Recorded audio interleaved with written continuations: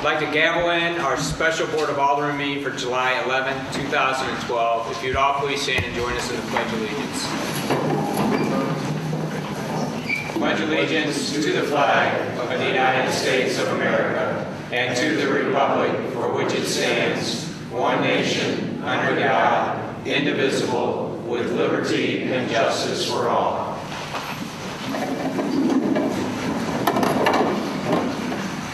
Before we get started, I'd like to thank everybody for the inconvenience of being here at the Rec Center tonight. When we rescheduled our meeting, we forgot to take into consideration that the City Hall had court night tonight. It's much easier, unfortunately, for us to move than our court system. So I appreciate everybody coming tonight. Next item on the agenda is the roll call, please. Alderwoman Saunders? Here. Alderwoman Manister? Here. Alderman Leahy? Here. Alderman Tully? Alderman Kramer? Present. Alderman Robertson? Here. Alderman Nguyen? Here. Alderman Harper? Here. Mayor Kelly? Thank you. Next item is approval of the agenda. If I could have a motion for an amendment to the agenda, if we could have a 3B and move the Excise Commissioner's report to 3B. This is just for that change. So moved, Your Honor. Second, Your Honor. The motion is made by Alderman Kramer, seconded by Alderman Leahy to move the Excise Commissioner's report to 3B. It is George and Barb Clemens' anniversary tonight, so he would like to go out to dinner with his wife. So I appreciate that. All in favor, say aye. Aye. All opposed, motion carries. If I can have a motion for the approval of the agenda as amended. So moved, Your Honor. Motion is made by Alderman Leahy, second by Alderman Nguyen to accept the agenda as amended. All in favor say aye. Aye. All opposed, motion carries. Next item on the, I'm sorry. We will move to Excise Commissioner's report. George?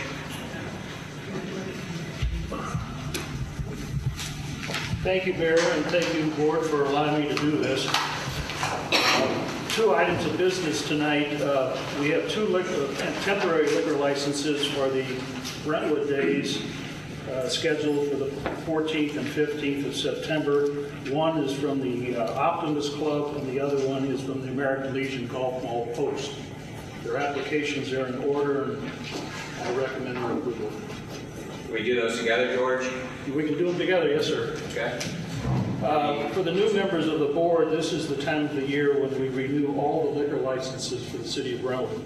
If I could take a minute, I want to read the names to you. American Legion Golf Ball Post, Arch Energy, which is the mobile gas station, Bomarito Wines, Buffalo Wild Wings, Cost Plus World Market, Deerbirds, Double B Lounge, Frank Papa's, Houlihan's, Hunan Walk, Iona Atlantic Imports, Miley Restaurant, Obi Parks, Ramon's Macaroni Grill, Schnucks, Sideline Bar, Spring Hill Sweets, Target Store, Trader Joe's, Twin Oaks Wood Fire Grill, Walgreens, and Whole Foods. That's 22 renewals. 2 did not renew this year, obviously Applegate's because they burned down. And the other one is Sports ad. I mean sports ad. Sorry. Must have happened today. Okay, they're still standing? They're still standing. Okay. Yeah, Applegate's is the other one, I'm sorry. Okay, in the application. And these are all in order to. Okay. If I can have a motion for the temporary liquor licenses for the Brentwood Optimist and the American Legion Post for Brentwood Days. So moved, Your Honor. Second. And second. This is for the 2 temporary liquor licenses. Any consideration or comments? Roll call, please. Alderwoman Saunders? Yes. Alderwoman Manister? Yes. Alderman Leahy? Yes. Alderman Kramer? Yes. Alderman Robertson? Yes. Alderman Nguyen? Alderman Harper? Yes. Thank you. If I get a motion for the approval of our annual liquor licenses to include the list that was read out loud. So moved. And second? Second, Your Honor. Motion is made by Alderwoman Saunders, seconded by Alderman Leahy for the liquor license renewals. Roll call, please. Alderwoman Saunders? Yes. Alderwoman Manister? Yes. Alderman Leahy? Yes. Alderman Kramer? Yes. Alderman Robertson? Yes. Alderman Nguyen? Yes. Alderman Harper? Yes. Okay. Thank you. And George, how many years? 42. Okay. So Congratulations. Have a great dinner. Next item is the discussion of the ice rink. As a follow-up to our last meeting and for the public that's here tonight, I brought to the board at our last meeting, I opened the floor for discussion on the future of this facility. We've been working on this plan for probably 4 to 5 years now, and I really think it's important that we make the final decisions on how we want to move forward with this facility and our parks in general. And in order to do that, I think those decisions need to be made at this level so that we can proceed, because we seem to be going around in circles at the committee levels, and we need to move forward. The item that I had asked to be discussed at the last meeting was what I think is the basic question that needs to be answered before we can make any other decisions, and that is whether we want to keep the ice rink as part of our facility as we move forward. Because a lot of the other construction or planning would be built around or without that without the ice rink. One of the things we've been hearing, again, back and forth, and this has been one of the issues for a while, has been the numbers on the cost of the ice rink and in general, and the benefits of the ice rink. And I asked if we get a report that's spelled out the costs and revenues specifically related to the ice rink on its own. And because I, again, thought that we weren't getting always the right numbers and getting different numbers over a period of years. What was submitted, and I hope everybody has a copy of it, and maybe this will open up the floor discussion after that, but in the actual revenue and expenses for 2011, the ice rink on its own, between its revenues and its expenses, actually generated about $76,000 in profit. The overall parks department, which includes all of our maintenance of our fields, this facility, our playgrounds, all of the open space that we mow and maintain, including the land, grass around the city hall and so forth.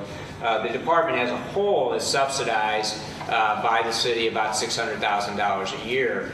The majority of that revenue comes out of our park stormwater sales tax, which, again, at the time, I think generated just over $1 million last year, or 1.2 million, I think. I'd have to 2.1 million. So we use those funds to help us subsidize or to spend for the parks, which is what they're supposed to be used for.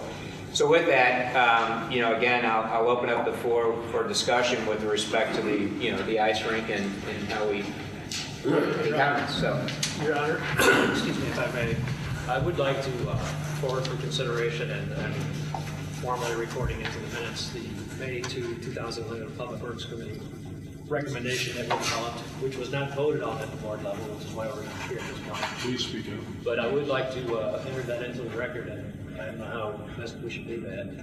would that be fine? Is there a specific part of the minutes that you want to be?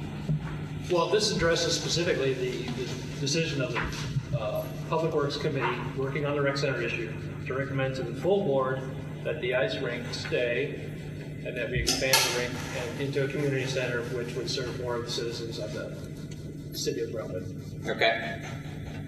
All right. And we will attach those to the minutes. Thank you.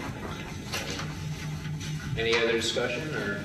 Your Honor, if Mr. Robertson wishes to bring the May 2nd of 2011 minutes forward, I will request that the July 13th, 2011 minutes, December 14th, 2011 minutes, and January 11th, 2012 minutes also be included in the report.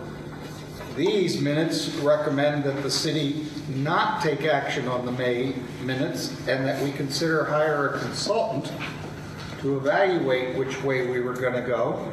And in the January minutes, I raised the issue that if we were going to address this building, that we had two buildings that needed to be studied.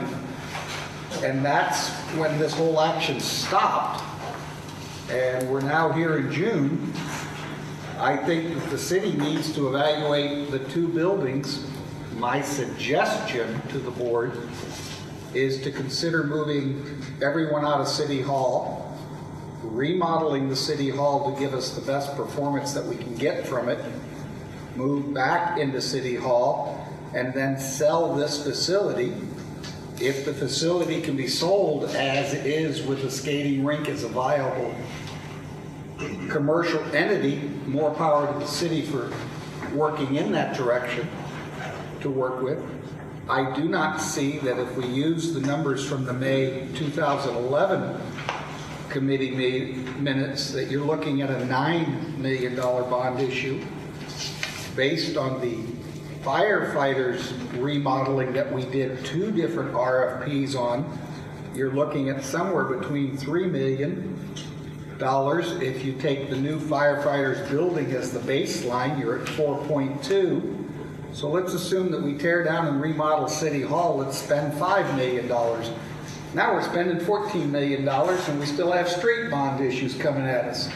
I don't know that the city of Brentwood has all the money in the world, and I think that the city needs to fiscally look at what it can financially afford.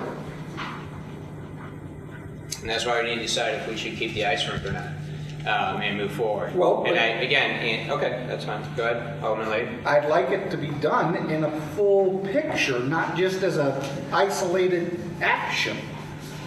Well, again, I think my concern is that, again, we can't all seem to get on the same page on what direction to go and how to proceed in getting to that point.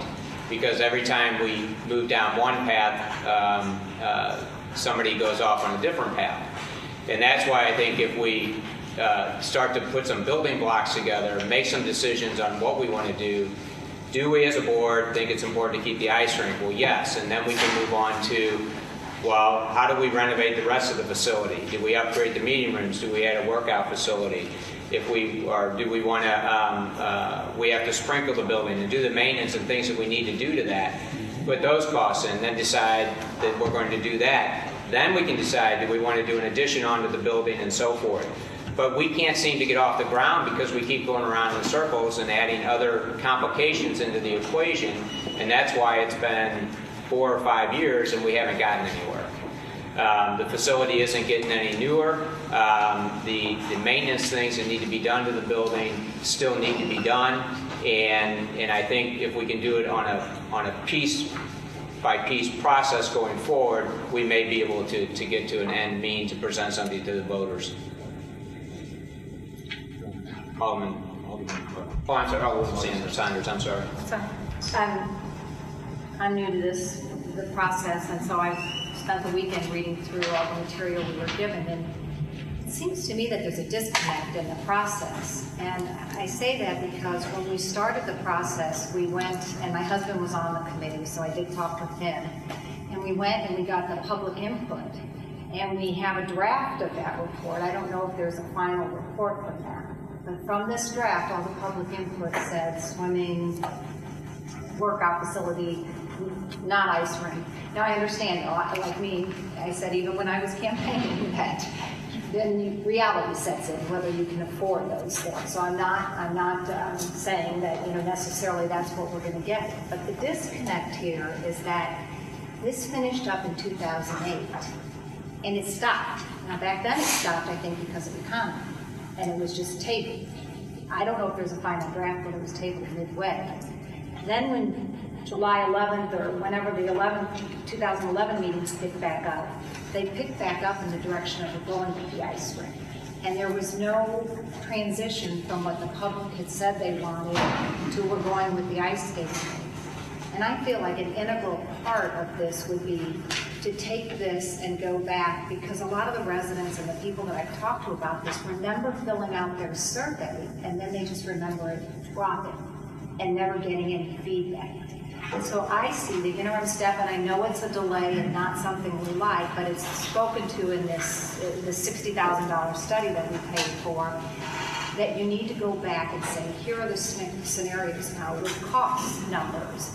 And, if we go this route, we're going to have to either subsidize this much through taxes or your user fees, but here's your results, but we're thinking more along this line and bring the public on board and see, are they okay with that? Have them weigh in. Would they be willing to pay more to get what they want, or do they want to keep the ice rink? You know, like I said, I not having all the numbers and everything, I was a proponent of keeping the ice rink, but I do believe there was a drop in the process, and we went from here to here, and nothing bridged this, and none of this input is included in the final result, in my opinion. Well, again, I think it was talked about at committee level, and there are a number of discussions with respect to that. And as much as I appreciate the hard work and the efforts that went into the survey, when it was said and done, the concern I had is, you know, it did ask questions of the public. You know, do you want swimming and workout facility? And they all, yes, they did say that.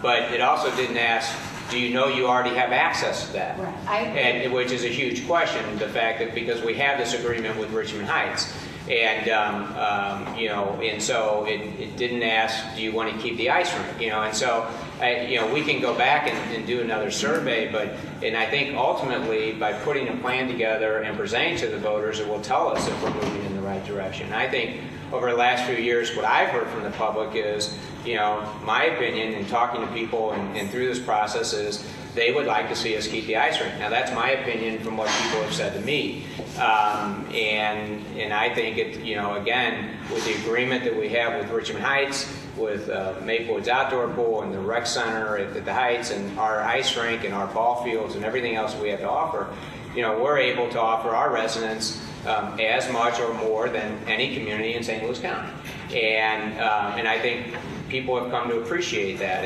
and we don't use the ice rink every day, you know, as a community, but we don't use the baseball fields every day either, and you know, but those are things we provide for our residents, and I think it's a true asset for the community, and I think that's why I want to try to put a plan together that we can present something to the voters, because they're ultimately going to decide, and I just think, you know, to be very frank, I think surveys can be slanted, and so I just think we need to make a decision and move forward. But that's, again, open the floor. So. Well, and I agree with those comments that they can be slanted, as we've seen, you know, and we've gone round and round on questions for other surveys that we've done, and obviously we both agree that this one was dream big and you can have it, and we didn't give numbers with it. But I think, like everything, you learn from that, and then you do a measured response of how are you going to respond to this. And for me, I think, again, you're asking for public input, and then you're not really using it, or at least you're not reconciling that with the public. And to me, a survey doesn't have to be that complicated, but it pulls that back in. And on top of it, the feedback that we get from that survey serves for your PR for the bond issue. You'll learn a ton, and you'll know how to sell the bond issue like that. And I just think it's an important step. I'm not sure what Alderman Saunders is asking for, because we did have a very good survey put together by professionals who did hundreds of these facilities across North America, and they weren't directed or slanted. They did the questions, and some of the committee members questioned how they came up with those, because they felt we should steer them in one direction or another, and we just let them do their thing. We took the input, and because of the considerations of cost, like with the swimming facility, both for capital improvements and also for operational costs, we decided that the swimming facility was not going to work. And that's why we came up with a recommendation to stay with the ice facility, because we were finding out over the course of the several years that we invested in this, it was a continuous process for several years that we worked on this, that the rec center was being managed in a way which, despite its age and, you know, the increasing and looming costs of things breaking, it was starting to break even or make a profit, unlike normal, you know, parks and recreational facilities. So then, in consideration of that, also the, you know, more anecdotal and personal evidence that we found that people across the city were very much in favor of keeping the ice for sentimental reasons, or, you know, sort of the economic halo effect reason of people coming into the city and using the facility, because it is the majority of people outside the city that use this. Well, and in fairness to that, is if you had a survey that showed that the majority of the people wanted to keep the ice rink, I feel very comfortable with that. But again, I haven't seen those numbers.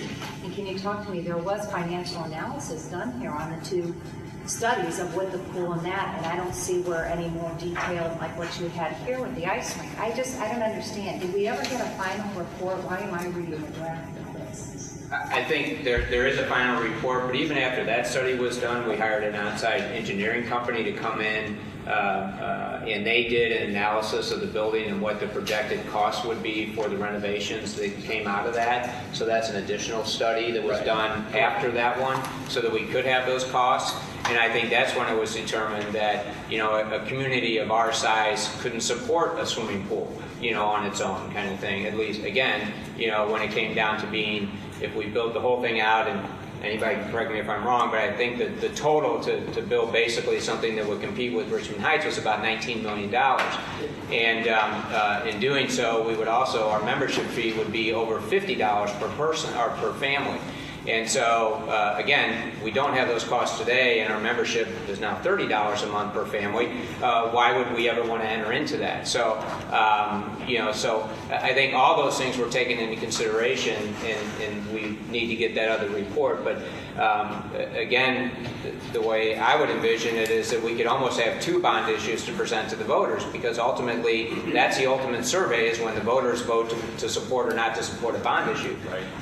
And, you know, one would be to, you know, again, upgrade this facility with the things that are required to be done, and the new roof, the suppression system for fire, the updates of these meeting rooms and the ice rink, if that's the direction we would go, and do that as a separate bond issue, and then do another one as do we want to do an addition on the building for a multi-purpose type room and those kind of things, because then the voters really have a choice on how they want to proceed with the facility. And again, I'm just talking out loud and trying to spur conversation here, but I think, you know, again, we just keep getting stalled and muddled down and not getting anywhere. And I think just because the longer we wait, the more expensive things are getting, and we really need to do the maintenance of this building. I mean, one of the big things is a roof, you know, so.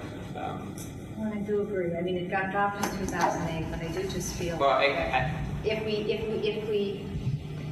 we commission a study and it tells us one thing, and then we don't go back and report that back to the public and rectify why we changed directions, I have trouble with that. And I think that it's an easy step to take, and plus two, I do think you need to have the bigger vision of phase 2 and how it fits in with that neighborhood town center.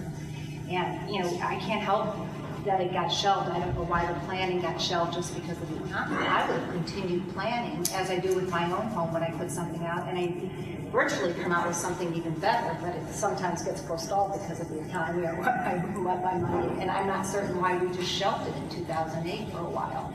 Well, again, I just want to, it didn't get shelved in 2008. After that, the committee continued to talk. We had another, again, we had analysis done on the actual cost of what it would cost to do the improvements to this building, and those kinds of things. So it wasn't ever shelved. You know, I think a lot of conversation, a lot of input by a lot of people have gone into this, and but every time we got to one avenue, again, I think something else got thrown into the cog, and it got stopped again because we had to go back and study this, or we have to go back and discuss this. And you know, again, I think it's time to focus on this facility and try to make a decision to move forward. Alderman Kramer?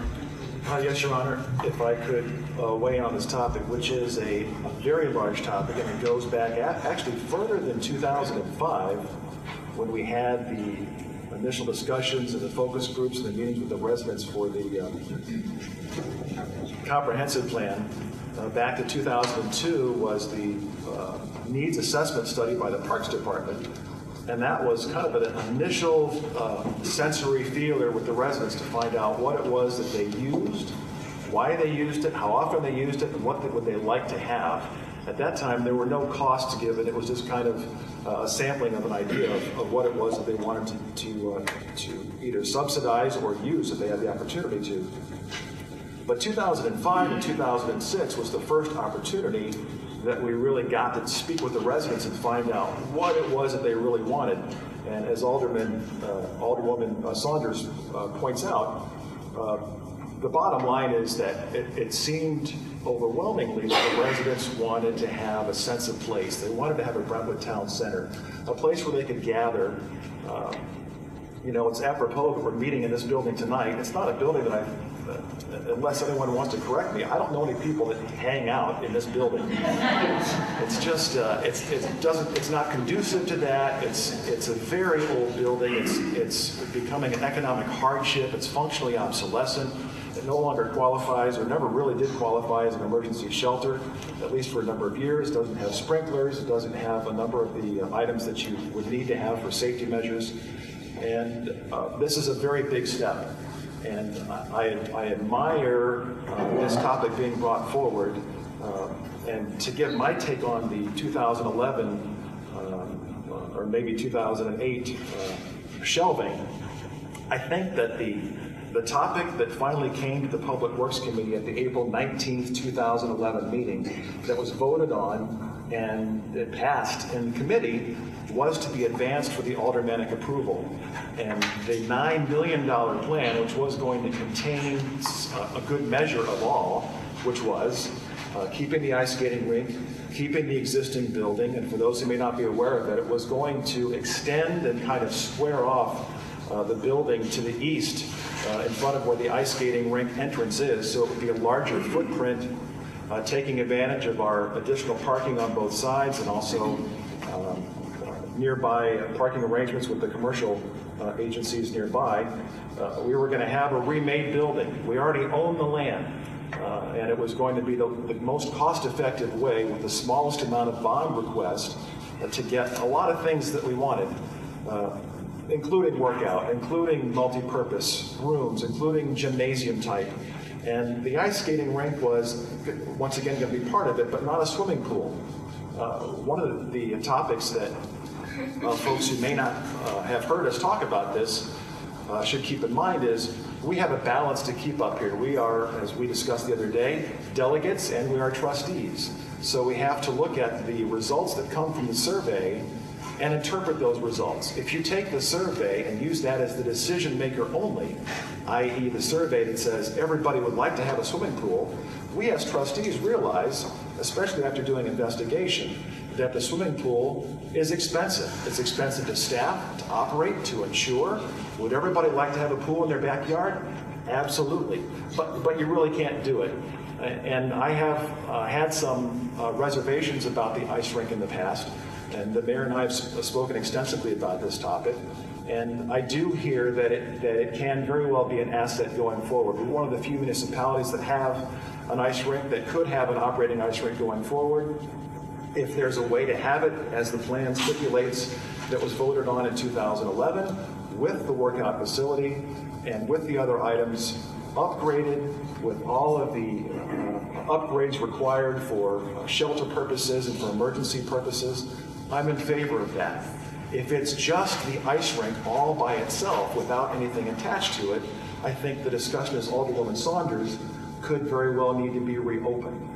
But I am in favor of the cohesive project that was voted on. It was never really advanced to the aldermanic level because, as we all discussed at that time, the votes from the public, because of the economy and the bond amount, were probably not going to give us any traction. I think that's changed. The stock market is now over 12,000. We haven't exactly seen a robust inflation of our property values. I hope that's going to happen sometime in the next half a decade. But in the meantime, I think a lot of folks are anxious for us to have that sense of place. We've been waiting. They're anxious, and those are my thoughts. Thank you. Alderwoman Saunders. And I agree with a lot of those thoughts. And like I said, I can see the ice rink being a part of this. Again, for me, the big thing was, though, again, is when we went from 2008, like you said, to 2011, the Public Works brought it forward. I didn't see where you responded in that time frame back to the public. Was there many public participating at the Public Works meeting? Does that reflect in the minutes? Did you have large attendance? And I guess the reason for, I guess the reason for me is that the residents that I have talked to, there was quite a few that did speak with them that I knew were hockey people and wanted the arena, and I was fine to say that that's part of it, but there's quite a few that I spoke with, and maybe we just speak to different people, that said they remember taking the survey, but they remember it just being dropped and nothing happening. So if you feel like, and my husband was on the committee, and he felt like there was no summarization. It just kind of like the committee went away. It wasn't really, there was no wrap-up, there was no final report, and he really didn't know what direction we were heading. And that's just from his perspective, and that's part of the reason I guess I was put on Public Works, was to benefit from some of his perspective. So we did discuss this over the weekend. But we've got some public here, if we want some input to see, maybe I'm wrong in that perception. But I'm open.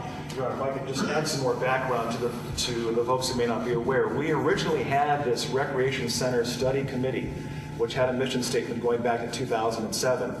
That took into account the needs assessment study and the items that were contained in the city's comprehensive plan. It wasn't really adopted until '06. From that point, it was advanced to the Ways and Means Committee. And the Ways and Means Committee studied the topic for a good period of time. And we got past what we thought were the fiscal issues, and we went over to the Public Works Committee. The Public Works Committee did study that. There were times when the agendas were made known, and it was made known at the aldermanic level that we had these meetings coming up. There was some public attendance. There was public comment taken into consideration. And then pretty much, in my opinion, everything really did stop in the end of 11 when the economy said, if you guys want a bond issue for the perfect amount and for the perfect place, it's still not going to pass because we've got bigger things to worry about. And I think now we're at a point where we can, as the mayor has suggested, we can advance that discussion, and maybe we could have some comments tonight. Alderman Lay. Oh, I'm sorry. Yield to Mr. Wynn if you would like, sir. Thank you, if I may. Alderman Manister, please. I remember taking the survey, and because there were no costs included in the survey, I think everybody, in my opinion, I had the idea of the heights in mind, and some of the surveys said, if we had this facility, would you use it in Brentwood? Sure, I would rather pay to use it in Brentwood than in Richmond Heights, but I think knowing the cost and knowing that the cost to use a facility like that in Brentwood would be much greater than using the facility right now that we have available to us in Richmond Heights, I think that might change the survey a little bit. Because I was all in favor. I thought that would be great to have something like the Heights in Brentwood. But again, I like what I pay to use the Heights. I like what I pay right now to use the pool. And if we had something like that here, it would cost much more. And do we have a population in Brentwood that could actually support such a facility as that? I don't think so. Yeah, I think one of the things that was in the survey, to touch on that, was actually, we have about 1,100 memberships from Brentwood that are members of the Heights. And, again, in the financial analysis moving forward, the assumption was made that all of those people, memberships would come over and be part of this new facility. Keep in mind that their rates would double just about at the time, because at that time it was only $27 a month for a family at the Heights. The other thing that again, if I were Richmond Heights, and I was potentially going to lose 1,100 members, the first thing I would do is offer to those members to stay at the same rate. And, and then we would have a facility that's even that much less viable. And I think on the big picture, philosophically from as a mayor, communities have to look at ways of sharing these types of facilities because we can't all support our own.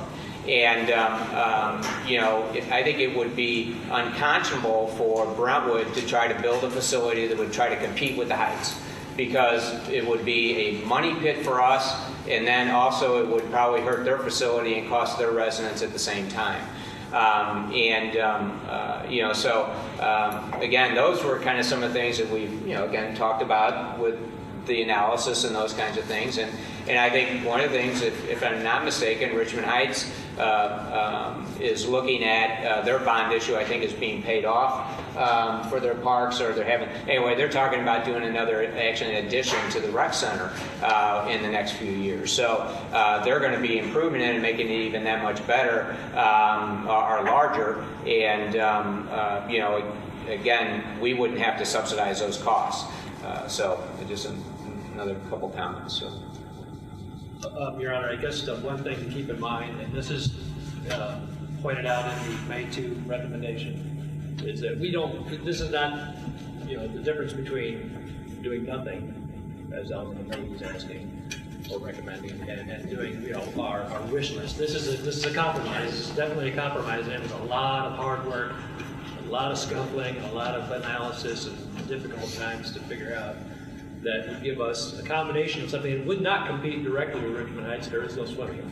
The workout facility is the cheapest part of it. That's just a smaller, and that combines, as my fellow Alderman Kramer was talking about, with the town center part of this. Someplace for us to be in Brentwood. I'm a middle-aged man. I would like to retire and live the rest of my life here. I don't want to go to Richmond Heights for the next 30 years or whatever. I'd like to be able to come here. It's you know, these meeting rooms are not income producers. They're not all that popular, I don't believe, as a function. In combination with the ice rink, which is a favored use and free, we've got it right now. We decided that it would be best to recommend to the voters to decide for themselves. Everybody who votes in the city of Brentwood will get the chance to decide whether our plan is good or not, whether to spend approximately $7 million to bring this building up to code and fix it and keep what you have right now exactly as it is, basically, or spend $2 million more, a total of $9 million, and expand the facility so we have the gym function, the multi-purpose, the workout, and really improve the town center feel of it, and tie the building's appearance in. That was part of it too, that people may not know. The facade improvements to make this building visible from the street, or actually noticeable from the street, because most people that drive by that don't live in Brentwood don't even know we have a work center, which is obviously a very bad thing. So tying it together with the appearance in some way with City Hall and our new fire station was certainly a consideration of this plan as well.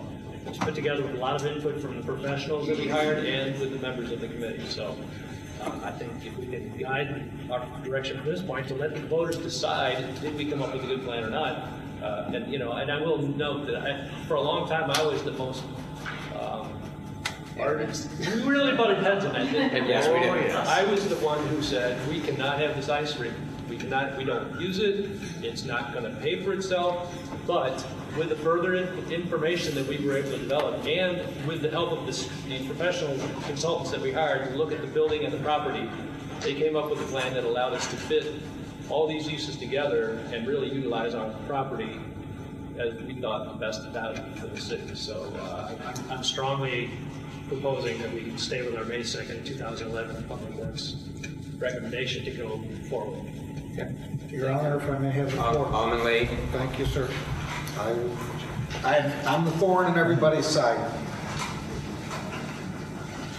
Skating rink, we just passed the nice Friends of the Parks presentation in March, April of this year. Slide 13 of 31 slides in that presentation establishes, per the Parks Department of the City of Brentwood, that 16% of your residents use your ice skating rink. In the May 2 of 2011 Public Works Committee recommendation, in that committee, we wrestled very hard with the $7 million proposal that the consultant in front of us had presented. It was decided that those $7 million was underestimated. With the help of 3 people, the committee chairman, Mr. Kurtz, and the parks director, the numbers were massaged to get us to the $9 million bond issue. I raised the issue that in pressing the bond issue, we had no operating costs, and we were duplicating facilities that we already had, and what were we going to do with the Richmond Heights facility and their agreement.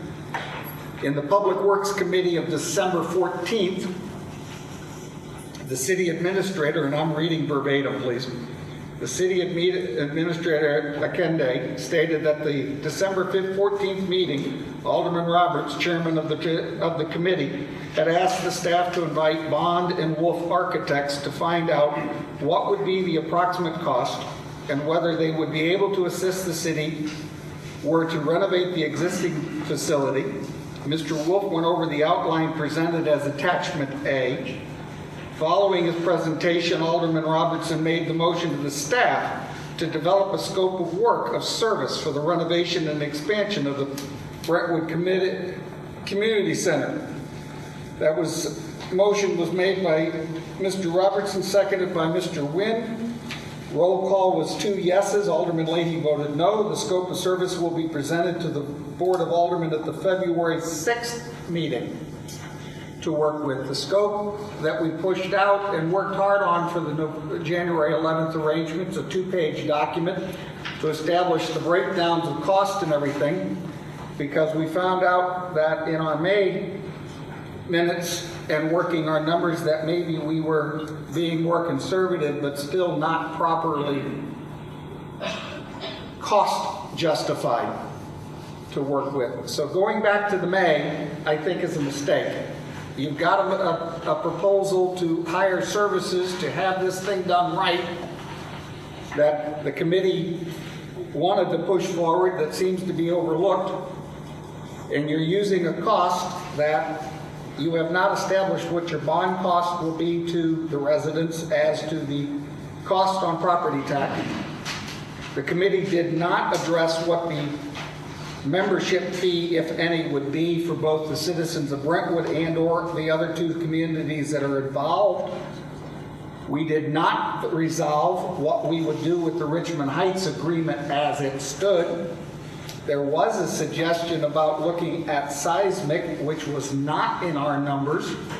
So I'm sorry, as I've got my history here, we're still piecemeal and not in a good arrangement, and I think it's premature of the board to throw something on a bond issue for the voters to vote on if we can't honestly explain what's in front of them. And that's why I'd like to have a motion whether we should keep the ice rink or not, so we can start putting a plan together. Because every time we try to get someplace, we end up in this circle again. Yes, sir. I can tell you when we did commission or talk to Bond and Wolf, and I talked to Art Bond personally, he had great reservations with the information that he was given. He felt like they didn't have enough information to put a plan together for the city, and they needed more guidance on what direction we wanted to go, because there was still questions of, do we want a workout facility here? Do we want to have a gymnasium? There are just too many questions that we're then going to put them as a professional consultant in the middle of the decision making that needs to be made here. Yes. So I will go back to my question of our last Board of Aldermen meeting. I think it's a very simple one. Do we want to keep the ice rink? You know, and from there we can move forward and try to build on that, on what direction we want to go, and put a plan together for our residents. You know, and I do appreciate what Alderwoman Saunders is saying, but at some point, you know, we have to take the information that we've got, we have to take the comments that the residents have given us, put a plan together and present it to them, and let them vote, because that's, like I said, I'm repeating myself, but that's the ultimate survey. And I think we should put that plan together and let the voters decide. And if not, then we'll be back trying to figure out what to do with this facility. Alderman Saunders. And I agree, you know, with some of that. First, is it possible that we could hear from some of the public? That would help me as a new alderwoman for the disconnect. And plus, I'm a little disappointed in the fact that we haven't had a public works meeting since we joined the board, and both Cindy and I are on public works, and we still haven't had where we could have hashed out some of these details. Our first public works meeting is Wednesday of this week. And I feel like had we had one earlier in the month, we could have probably done a quick and dirty survey, and I would have some feeling. I understand what you're saying is the yes, no is the ultimate survey. But what if there's one piece missing, and so somebody really campaigns negatively against it? It's a so final yes or no, it is as it is. If we got a little bit of feedback from them between what happened in 2008 and now, we could really hone in on what we want, and we're only talking a month or two more. I'm having trouble understanding that little bit, but like I said, if the survey, if I get out and we go ahead and we do the bond issue and people aren't certain how many treadmills or exactly where we're going, that can kill it in good faith. I would have to say, if you want that to a resident, then you probably don't want to vote for this because we don't know for sure you're going to get that. You know what I mean? And I think that that little additional information would be helpful. That's just a personal opinion. But I would like to hear if we could hear from some residents. Well, I think under public comment, again, that's why, again, I think under public comment, hopefully we'll hear from some residents, but I wanted to set this time aside so that we could have this open discussion, so that maybe we get a feel for where we are and why it's so difficult to make these decisions. So, Alderman Kramer. Yes, Your Honor. Would you be amenable, since we do have some newly elected officials, including one who's not here this evening? I know we've been to committee a number of times. Would you be amenable to going back to the Public Works Committee and, if nothing else, opening and transparent that's probably not a word, making all the data that was previously collected available to the new members and discussing how we arrived at the motion that was made, while also entertaining your topic as well and coming back to the board with a cohesive discussion that we all newly agree upon. Yeah, and I think that's fine. I just want to be very open that we're not going to let this issue die. I think what I will do is schedule our next meeting again at 6 o'clock, and we can have this open discussion again and as part of our meeting, but have a time limit on it so we can try to put a plan together. I think we owe the residents to put a plan together, and we need to do that. So, Alderman Robertson, thank you. Your Honor, I would like to point out a couple things. Alderman Leahy is not correct. The cost analysis does take into account, although it is more or less a plug number because you have to do the design to really come up with all the seismic upgrades, earthquake protection. It does take into account a very hefty amount of money for that. It's the same number in both comparisons. The other thing that you mentioned is that the rec center in Richmond Heights, if the Heights is considering expanding, it just proves my point for the last several years, they are oversubscribed. I've been there many, many times when it's nearly impossible to get on the machine one. If they're expanding, that means there is room for us to take some of our people back. And my point is as well, if we're going to spend $7 million, why not spend $9 million and get some functions that we can have for ourselves that are too busy at the other. The gym at the Heights is extremely busy. It's always booked at all times, and that's an essential component of our plan as well. So I'd like people to keep that in mind if they consider that. Thank you. Okay. And I agree, there are times that you go to Heights and it's busy, and I think facilities like that are designed that way. If you're not busy at 5 o'clock, then you've overbuilt, and those kinds of things. I think they're building to their success. And to the percentages of people that use the ice rink, I think things tend to go in cycles, and I think maybe Alderwoman Manister touched on this at the last meeting, and that at some point, you don't use the ice rink, but when your kids are a certain age, you do. And I think, just as I would, if you're going to say percentages of people that use the ice rink, I would ask what percentage of our residents use a baseball field? What percentage of our residents use one of the 8 or 9 playgrounds that we have? So if you're really going to base it on percentages, then we would probably not have any of it. And, but these are the types of facilities that communities provide for their residents because they expect to have them. And our residents of 20, 30 years ago made an investment to build this ice rink, and at that time it was one of the best facilities around, and still is rated some of the best ice in St. Louis. Now, not being an ice skater, I have no idea what that means, but you talk to the figure skaters and you talk to the hockey players, and they love to play on this facility because evidently the ice is very hard and works very well for the operation. So, and I think, again, these are all the things that go into these conversations and these direction as we try to move forward. And,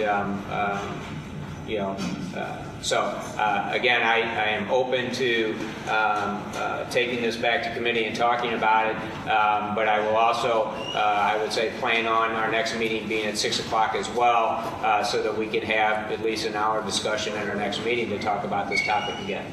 Alderman Saunders. And I still need, I mean, I'm fine discussing in committee, but a quick and dirty survey, that's statistically, if you mail it out and the residents put their input in. When I was meeting with them with coffees, and I'd often say, I'm going to get your input.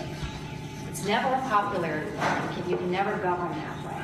But when it comes down, push comes to shove, and there's two restaurants, I use that, you're Alderman Kramer, that he likes Fridays, but let's say two sites are kind of vying with brewery, and I know that you all kind of like something, then maybe I could interject that into the puzzle. Not that that's what you're going to get, but if you don't hear that feedback, you don't know. And even if like it was just like, we're going, you know, the ice rink, this is kind of because this is cost prohibitive and informative, and we're also going to do these things, you know, if they're safe. But if there's one more thing or one sentence that's very clear that if we pay a little more for, what would it be? And if the issue could be $1 million more because we know we could eke that one more thing in for our residents, why not? But I know it's not, I don't mean surveys that go on and then you feedback, but you've got a lot of information to communicate to them, and I think it could be invaluable in putting the bond issue forward. Alderman Kramer. Yes, Your Honor. I would like to make a motion that since we have our next Public Works meeting already, I think Wednesday, and we have the July Aldermanic meeting, which is somewhat out, that we have a special Public Works Committee meeting ahead of the next Aldermanic meeting, specifically to address this topic. The agenda could also include the fashioning of a survey if deemed applicable, necessary. Good. Is there a second? I'll second that, Your Honor. Okay. And again, this is to take this topic back to the Public Works Committee for further discussion. But I can assure the residents and the board that we will be back here our next meeting. You know, and if it comes out that they want to do a survey, again, I appreciate that, but at some point, you know, we need to make a decision as well. Roll call, please. Alderman Saunders. Yes. Alderman Mansfield. Yes. Alderman Leahy. Yes. Alderman Kramer. Yes. Alderman Robertson. Yes. Alderman Lynn. Yes. Alderman Harper. Yes. Great, thank you. We'll open up our regularly scheduled meeting now. Next item is the item 5, consideration approval of the minutes from the May 21st, 2012 Board of Alderman meeting. Are there any? You guys want to break real quick? Okay. We will take a 5-minute recess and start the meeting at 7 o'clock. All right, we will call the meeting back to order. Next item on the agenda, consideration approval of the minutes from our May 21st, 2012 meeting. Any changes to the minutes? Alderwoman Saunders. On page 5, I'd like it input there that I questioned whether or not we had all of the appropriate suits, the remaining suits replaced for the firemen, and wanted to assure that we did that right away. And I believe Chief Jury said there were a few, but that he was fine with waiting until next year. So I'd like that comment put in there. Under And then- which section? Bill 5674. Let's see, page 5, clarifies, asked about remaining suits. I guess at the top there, it would be under Bill 5674, somewhere in there. I had interjected, asked Chief Jury about the remaining equipment. Okay. And then also on page 3, where Alderman Tui is commenting about the fixed rate for the swap. Alderman, Your Honor, you clarified that we had the variable rate. The city had the variable rate on that swap. Right. And so I wanted that put in there. That's it. Okay. Those 2 changes. Motion to amend the minutes, Your Honor, from May 21st. Okay, motion to approve the minutes as amended from May 21st, 2012. In second. Second. Okay, just make sure, are there any other comments or changes? Okay. Roll call, please. Alderman Santos. Yes. Alderman Mansfield. Yes. Alderman Leahy. Yes. Alderman Kramer. Yes. Alderman Robinson. Yes. Alderman Nguyen. Yes. Alderman Harper. Yes. Good, thank you. Next item, presentation and recognitions. We are introducing our two newest firefighters this evening. Chief, if you'd come forward.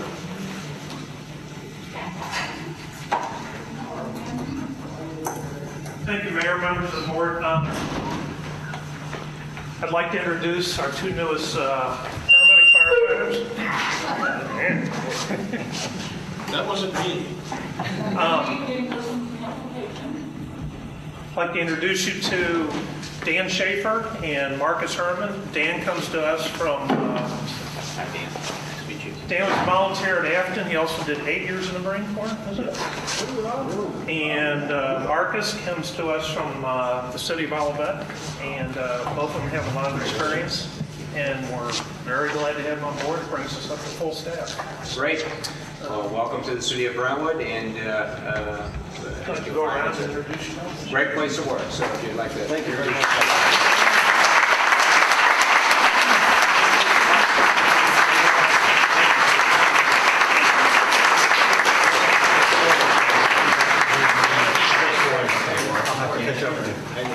Dan did his first 2 shifts over the weekend, and Marcus is actually on duty right now.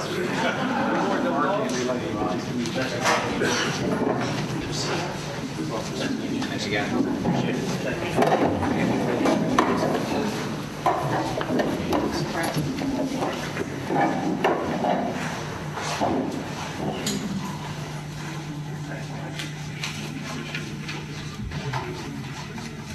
Next item 7, a public hearing. We have a petition to grant a conditional use permit for a pet care facility at 2615 Hanley Road. I'm going to gavel in the public hearing. Ellen? Thank you, Your Honor.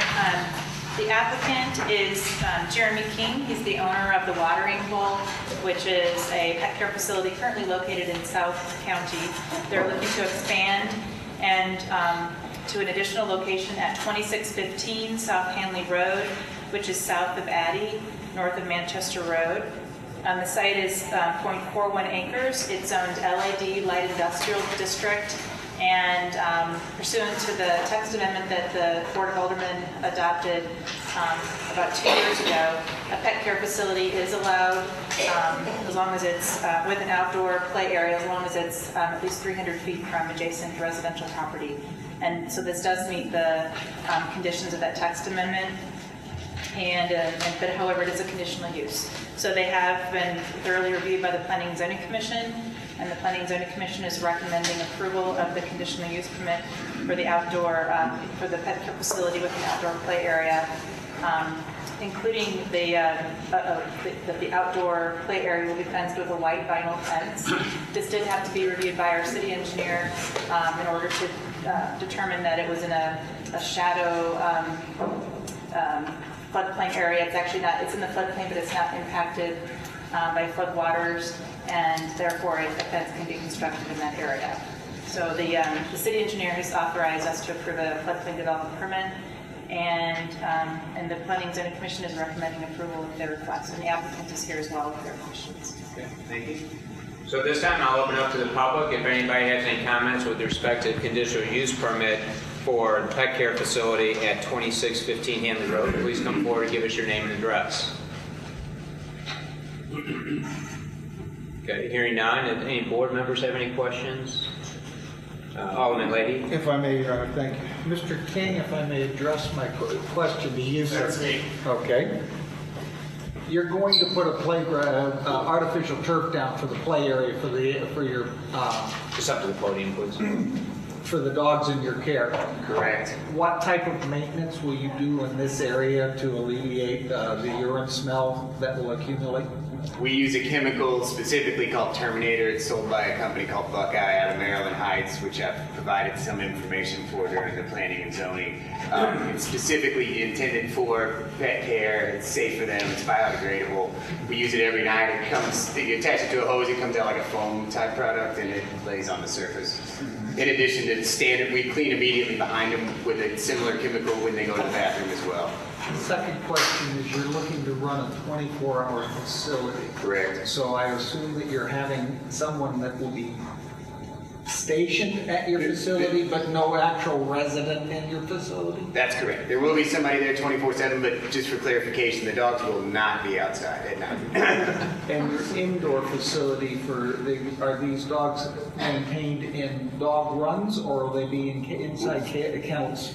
During the day, they're allowed to run free inside the facility, and then at night, when they sleep, they will be in individual kennels. Thank you, sir. Alderman Saunders, do you have a question? This is more for Ellen. I just wanted to make sure that it says that the notification of this hearing was done through the St. Louis County. And are we mailing for this? I mean, this is commercial residents and maybe not is, but I want to make sure. Yes, we do. We actually mail notices to all property owners and residents within 300 feet prior to starting the planning and zoning commission process, and all the meeting dates are given at that time. Okay. And then the public hearing notice is then scheduled in the St. Louis County. Okay. Thank you. Alderman Kramer? Yes, Your Honor. A couple of questions. Jeremy, maybe you could answer these. Just for those folks who may not be aware, the location of this is nearest the intersection of Manchester and Hanley Road? Correct. Okay. We, how should I say this? Have some sensitive hearing issues in that vicinity. If there are dogs out during the day that there's a consensus of barking amongst the dogs or having a great time, how would you address a noise problem? The dogs are never anywhere without being supervised. There's always someone with them. They're let out in groups of about 15 maximum. There's an attendant with them all the time. Barking gets corrected. If we have an incessant barker, they just get sent back inside. But the most important thing being, no dog is ever anywhere here without being directly supervised. Thank you. Yeah. Any other questions? Just so you know, I wish you were around when my kids were younger. I hear that a lot. Sorry. Your children like that. Any other comments? Any other questions from the audience? Okay, thank you. I'd like to close the public hearing. Next item, bids are none this evening. Okay, thank you.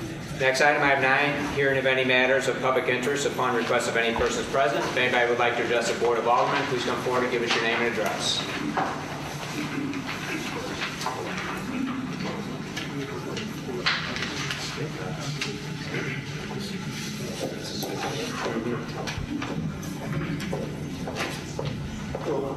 My name is Jim Pozo. I'm at 2211 St. Clair Avenue.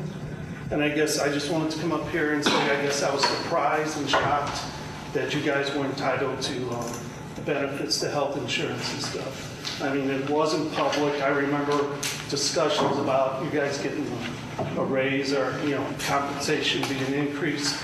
And I don't ever remember anything else talked about that you guys got any other benefits of it. And I guess I think it's just not right because you're not employees. You're elected and you're volunteering your time, and it's just, you shouldn't have the benefits because you're volunteering, you're putting in your time for the people. And I don't see where you guys getting these benefits increases your care of the people or how it helps us. It's good for you guys, but it's not, I don't see how it improves the service you guys provide to us. Now, for the employees, I don't have a problem with it, but just for you guys, you volunteer. And if you think you're putting in too much time, then let somebody else run for office. And if you're putting in a lot of time, then maybe we're getting into things that we shouldn't be getting into, too complicated. We don't have the professional experience to do it. It just doesn't seem right. And I guess I'd relate this to what the firemen had. They were getting something that they thought was approved. You guys thought this was approved. So, and I don't know who approved it. I know you said the city felt you should be entitled to. And it was like, well, who's the city? We're the city. You know, you guys did it yourself. Nobody knew about it. It was never public. And from what I'm hearing is, it's not a benefit where all of you are offered it. You know, some of it, I don't know when you came into office. You know, did they say, hey, here's one of the benefits you get? You know, so you guys handle the farming a certain way. I think you guys ought to do the same thing for yourselves, because you're in charge, you know, and even, I think it's even, you know, you guys are in charge. And I guess if we can't trust you to be good with our money, you know, to do things properly with this little stuff, how can we trust you with the TIFs? You know, who's benefiting from that? I just, you know, it just doesn't make sense. It's not right. What else? It's just, I just couldn't believe it. And no other cities do it. So if you would have done a comparison, are we different than everybody else? Are people better? Are elected officials? I mean, and, you know, full-time politicians, fine. But you guys aren't full-time. And again, if you think you need to put in too much time, let somebody else take over. You know, so that's all I have.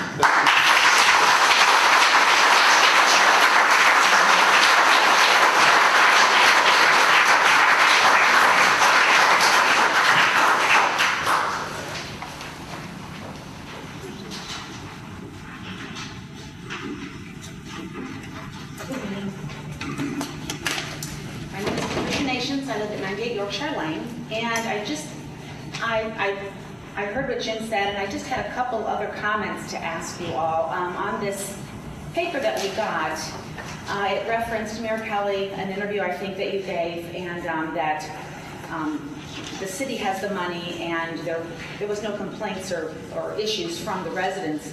Like Jim said, I'm not astute to the budget of a city government, so I don't know what is allocated for certain things that voters don't have to approve of, but that's just something I think I would like to address. Just if it's budgeted in a place where it is authorized by you all to do it without our knowledge or our consent, then I have to learn something. But if it isn't, I think that's something where the city might have the money, but from our taxpayer standpoint, it's our money as well. And the other issue is there's a big discrepancy with all these municipalities, and I just, if anybody would research that and be able to comment on that at a future date, just Clayton and Richmond Heights and then Webster 750, Ladue is nothing, and of course the municipalities that are shown here, of course, we're at the higher end, but there's quite a big range of amounts there, and that's just what I was hoping the board could address at some point. Thanks.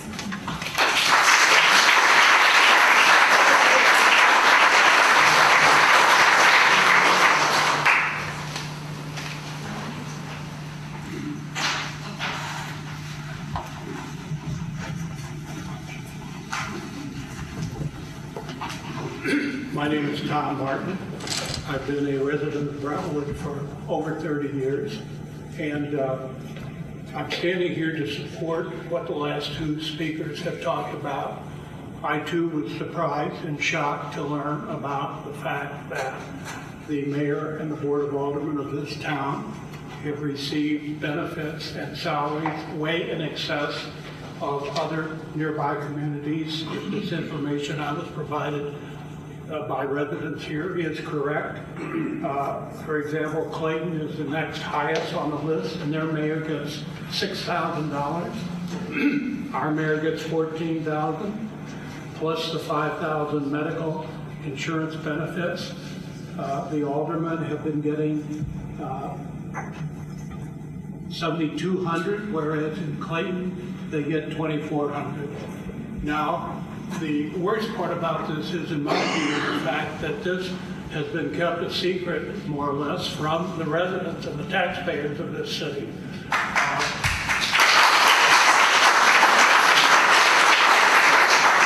And I think it has taken one or two of the recently appointed aldermen and women to bring this to light. What I would like to know, I've got a couple of questions about this. There's supposed to be an annual budget adopted by the Board of Aldermen of this city, and I'm wondering if these amounts that have been the salaries of the mayor and the aldermen have been included in the annual budget. Can anyone answer yes or no to that question? I'll address it. I'll address it whenever the public comments done. So you're going to give us a yes or no answer to that? Right. Okay, for the moment, I'm going to assume that the answer is no. I don't think it wouldn't be a secret. No, it wouldn't be hidden from everybody if this were part of the annual budget. I have looked at the Brentwood ordinances. There's supposed to be an annual budget adopted and approved by the Board of Aldermen for each year. Those ordinances are supposed to endorse and approve expenditures. It is well known that a municipal government is supposed to authorize expenditures, not at the whim of an individual, whether he's a mayor or somebody else, but by virtue of the alderman passing a legitimate and legal resolution or ordinance on each specific expenditure. So if these expenditures, both for salaries and expenses, have not been authorized properly by ordinance or resolution duly authorized and adopted according to law, then there's something very wrong going on here. And so I would like answers to those questions. And if the answer is no, I would like an explanation as to why the government of this city for the past 5 or 10 years, up until we've gotten some new blood on the board, has seen fit to pay themselves apparently whatever they wanted to pay. Who's to say that next meeting they won't double their salaries and their expenses? What's to stop them? Only a meeting like this where the taxpayers understand what's been going on. So, Mayor Kelly, I am calling on you to answer these questions and explain why, if it's true, why the city has been hiding these expenses and apparently feathering their own nests at the expense of the taxpayers. And on top of the other recent financial issues and scandals that have hit this city, I think you have a lot of explanation to do.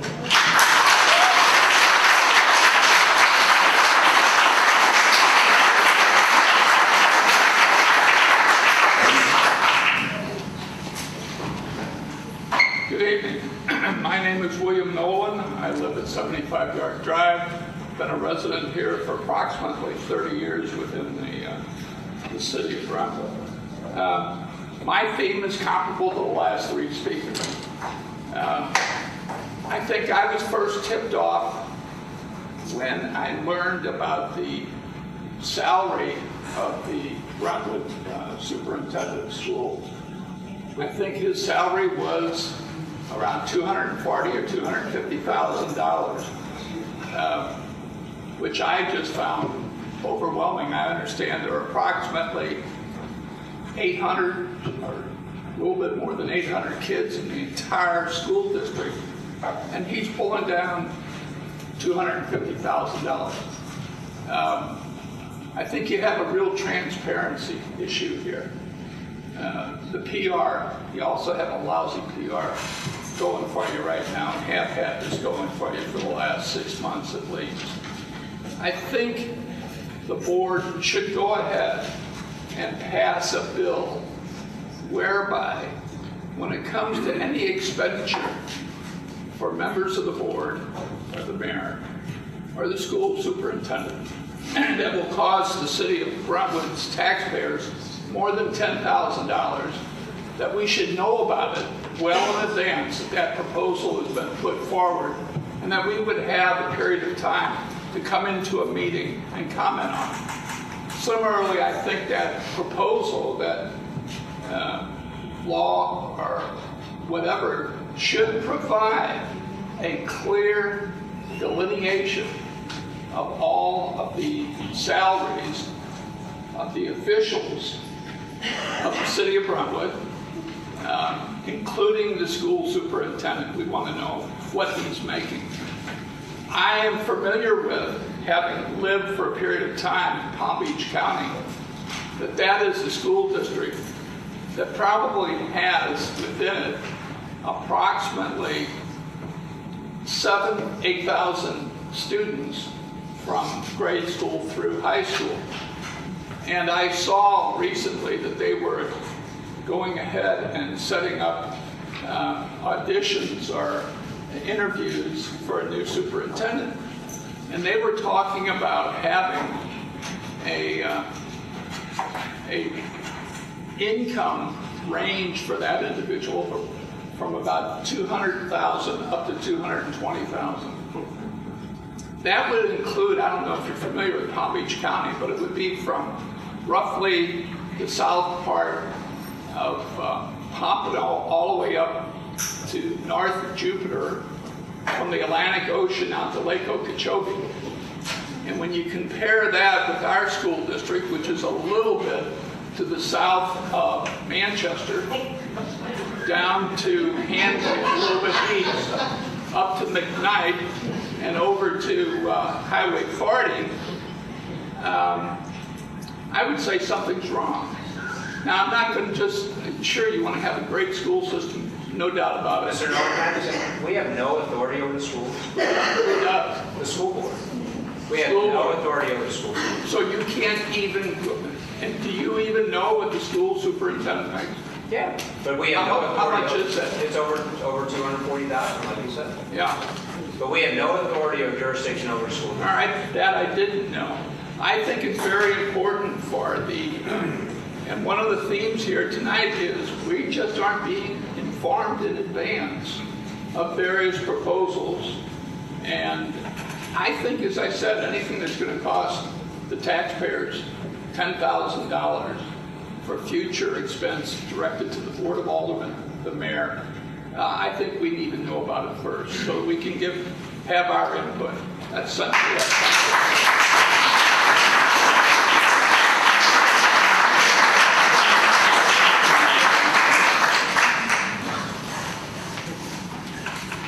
I'm Melanie Hancock. I live at 2627 Lewis Avenue. First, I'd like to thank Jim and Julie Pozo for putting this on my door, because I had no idea. So thank you very much for making it. I just have two questions. I'd like to know which members of the Board of Aldermen have jobs in which they're offered benefits through their work, and which members are taking advantage of those benefits and which members are taking advantage of the benefits through the city. I would also like to know how it can be justified that the mayoral salary is more than twice that of Clayton, and how your job differs so much from the mayor of Clayton that it justifies more than double the salary. And the same question for the Board of Aldermen. How is your job so much different than the jobs of the aldermen and the other communities listed here that it justifies that big of a pay spread? Thank you.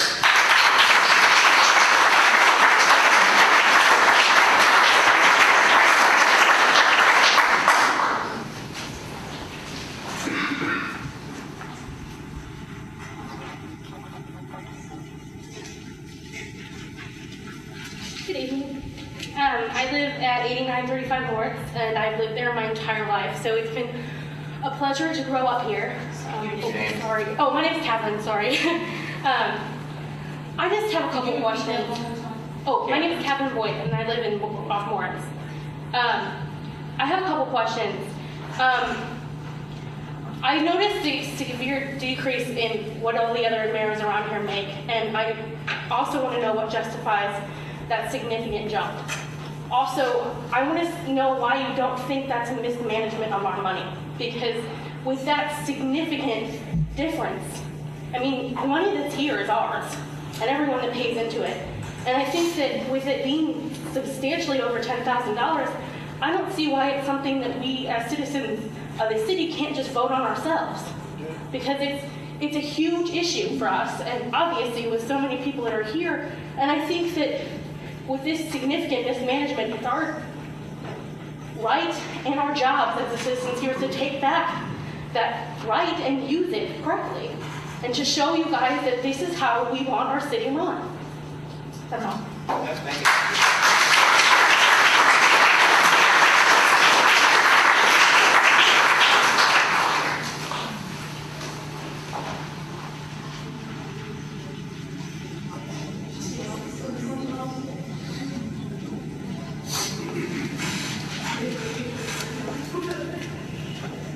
My name is Julie Pozo. I live in 2211 St. Clair. Could you speak up, please? Yes. That has nothing to do with this. Oh, okay. Julie Pozo, 2211 St. Clair. I really don't enjoy coming to these meetings, but I feel like there's no adult supervision up here.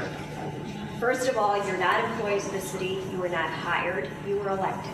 And hopefully you ran for office or remain in office to serve the community and not for the compensation and the benefits.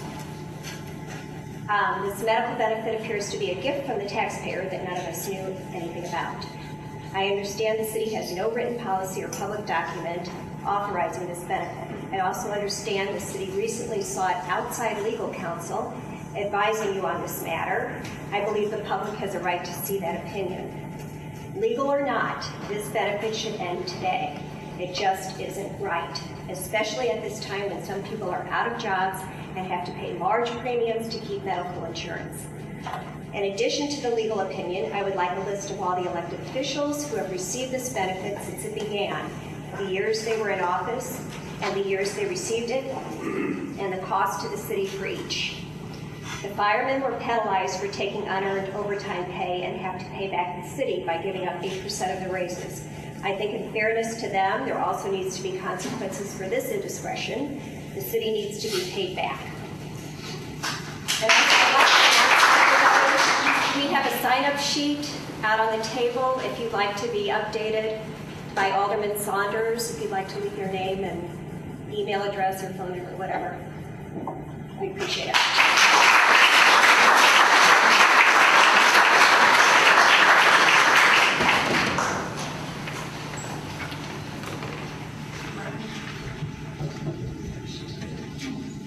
Barry Williams, 9001 Pine Avenue. My suggestion is short and sweet. Why don't you all treat yourself to nice automobiles at our expense too? Let us treat you to new cars.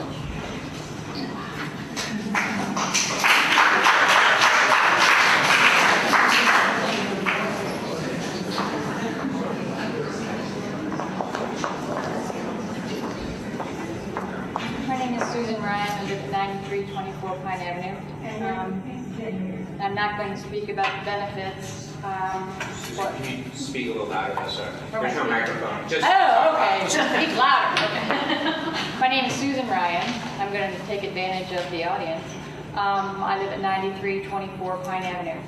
I'm not going to speak about the benefits, but I will speak to that I have probably $12,000 in legal fees that I will be asking for some reimbursement from the city for an egregious error that the city made, as well as some major violations.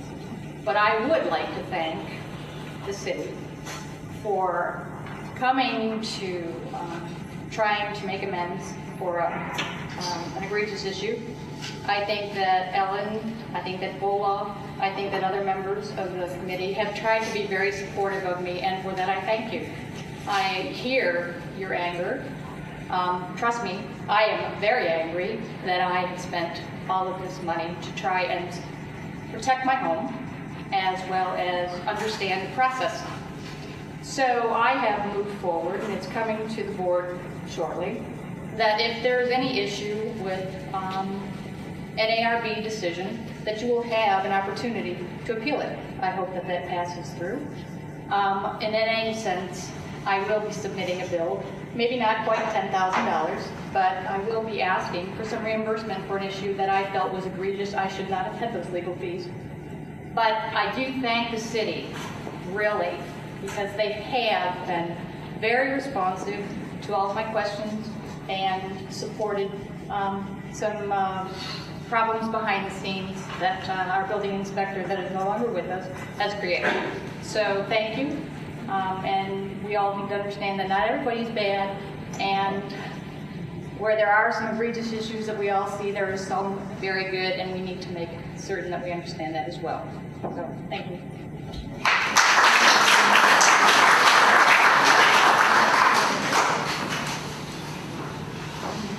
Okay. Close public comment. I will try to address a couple of these issues because I think there is a lot of misinformation being presented to the public. First, I'm going to address what I feel are comments that I made that were taken out of context.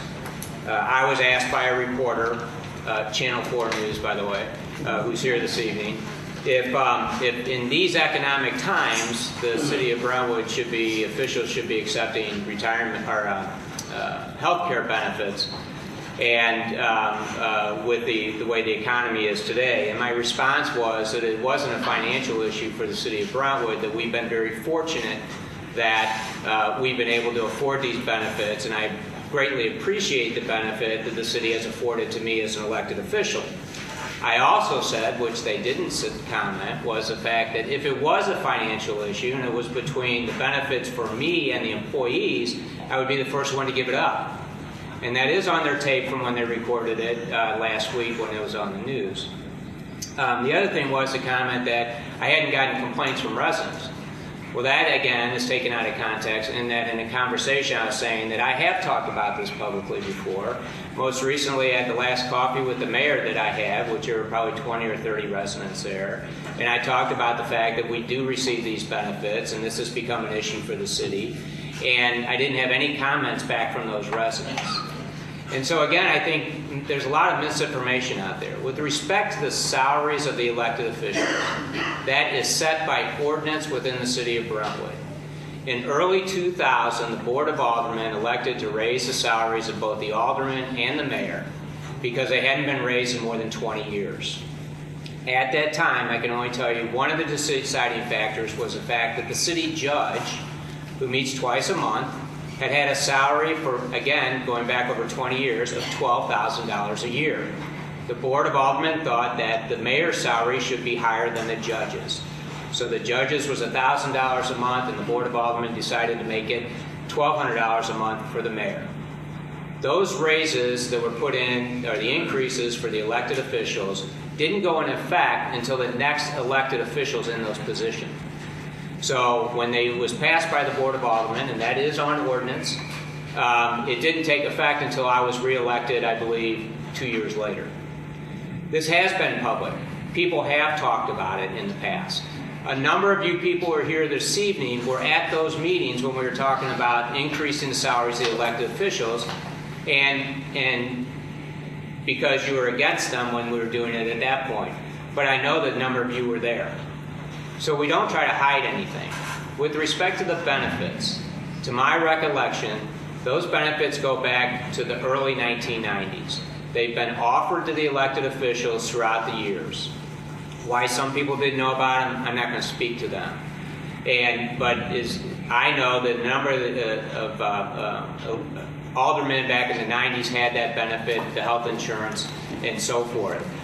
I personally, to answer the question, who has the benefits? Yes, I have the health insurance through the city. I think I have had it since let me put it this way. I didn't have it as an alderman. I think when my wife's, I was always under her insurance at her work. When she had to start paying for me, I knew that the benefit was offered here to the elected officials because we were considered to be full-time employees when it came to the benefits. So I opted to take advantage of that benefit. I have never signed up for the eye care or the dental. I only wanted to have the health insurance. But I don't think anything has been hidden. It's just that none of that had changed since the early to mid-90s. How it came into effect, I don't know. I wasn't part of that decision at that time. I was an alderman, but I don't remember discussing it. I don't know if it predates those boards. And I think the confusion is that people want to say, because we can't find the records or we haven't even had time to go back and look, that we're all bad people and trying to cover something up. That has never been the intent. I've talked about the fact that I appreciate this benefit of health insurance on a number of occasions to different people in the community. But again, it's never been hidden. And especially the salaries were set by ordinance. You can go around and pick the few that are less than us, but the range of salaries for elected officials throughout St. Louis County go from everywhere from zero to the mayor of Florissant makes $150,000 a year. He's full-time, that's right. But that's what they get. And I can tell you, Maryland Heights, I think, mayor is close to $14,000 a year. Well, again, I'm just telling you it's set by ordinance and that those things are different in every municipality through St. Louis County. So, I think we tried to do our best. Nothing was ever trying to be hid from the residents. That's my comments. So I will open up to the board if anybody wants to comment on their benefits or whatever. Yes, Alderman Nguyen. Well, I came on the board in 78 to 82. I had no benefits. I went off the board because my children were growing up. I taught Brentwood schools 33 years, and I've been there for 21 years. When I came back on the board in 95, March of 95, by then I was offered by Christine Mary came in and said, we have these benefits of retirement. And he gave me a sheet on it. I placed my wife's name as beneficiary, and I turned it back in. I didn't go look up to see who had passed it. It didn't mean that much, because at that time you had to wait 5 years to be vested. So I just had it. The years went by, and I think it finally got up to a little bit. But I never ever tried to hold it from anybody. I just never discussed it. Nobody discussed those things. It seemed so unimportant compared to the things I was doing. But I've lived 50-something. I've been working for 33 years teaching, 21 years with the mayor. Good God, that's over 50 years I've given the city. Do you think that I'm going to ruin my career and ruin myself and try to cheat on that little amount of money and throw away 50 years of good work for this city? I loved those kids. I taught elementary at Mark Twain. I taught at all the schools. And my wife, it sounds like we're criminals. We're not. I love the people out here in this city. I work for them. I never kept it high. I never kept it here. There was nothing to hide. What would I hide? I'm making $10 a month if I retire. I'm making $20 when it first started. It was almost zero. So I just want you to know, my heart's broken. I really say I'm sorry for whatever occurred in this city over the last year that's happened. But my heart's broken that after all these years, that people would think I would sell out for a mere $10 or $20 a month or whatever, $50 a month retirement. So all the good name I thought I had established while I was teaching and coaching in Brentwood and the years that I've been on the board in Ward 2. So I just want you to know, you can walk out of here thinking whatever you want to think. But from my heart, I don't see where I did anything wrong. I didn't know it. If I would have known, somebody wanted to know it, I would have told them. I didn't think it was that important, to tell you the truth. Now, that's just me. Alderman Saunders. Thank you for that, Alderman Nguyen. And you're referring to the pension, which is like, I think, $4.50 a month. A lot of the residents are referring to the health benefits. A lot of the residents are referring to the health benefits, and the health alone starts at $461 a month. So you didn't take advantage of that, Alderman Nguyen. The problem I have is when I came into office, I did not know about the benefits, and I had asked, and I was told about the salary. And I kind of got an inkling when I was doing the audit from someone, but you hear a lot of things from the residents, and I was just making lists. And I asked one of the aldermen, did he get this benefit? And he said he had to pay for it. He had to pay for all of it. His paycheck was peanuts.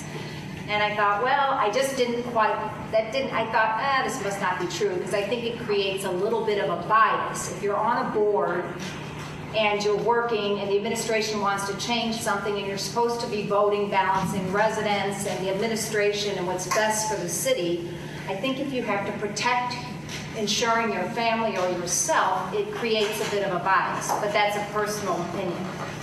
However, I did know, because I was at the meetings when the compensation was set. The ordinance says that in public session, we do set our compensation.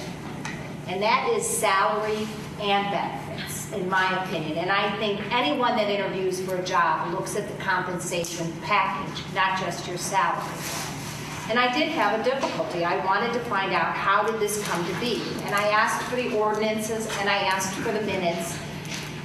And I was, waiting and run around, and then finally I was going to get a legal opinion from someone, but not from our attorney and so forth. And I just wanted to know, was this right? Could I sign up for this Because let me tell you, I'd love to sign up for it. It's great insurance, and my husband's is horrible. But I didn't know for sure if it was right. And I had a hard time getting that question. We're part-time, we're not employees, so I didn't see how we would ever even be on the insurance. And I thought, how did this get worked around? But again, I go back to that vote. When you voted the salary, you didn't mention benefits. And in those minutes when that happens, public people asked, is there any travel benefit? Is there anything more to this salary? And the answer was no. So I do believe it's misleading. Then not only do I get here, but I find that I can't have it. They decided in 2009, when they moved to this new thing, that Slate wasn't going to offer it to elected officials. And so they grandfathered in the ones that were already on it. Well, in my estimation, once again, in 2010, when the next election happened, that's a new term. It's a new hire if you want to speak as an employee, which we're not. And you should have all rolled off in 2010. But you were grandfathered in.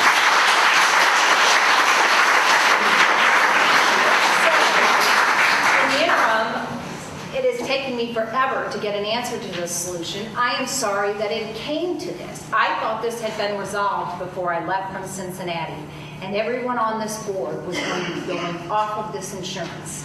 Give them a couple months to find new insurance, pay for your insurance premium while you're looking for the new from your paycheck, and then find your own insurance. And then we'll all be on equal footing. But then to tell me in addition that some of you earn more pay than I do too, it's a little hard to swallow. I take this job very seriously. I've been coming to meetings and public work meetings and have not missed since the day the embezzlement hit the newspaper. I love this community. I said I would do this job for nothing. I'm not in it for pay, but I promised transparency and accountability. And it should not be difficult for me as an alderwoman to get information. That's how I feel.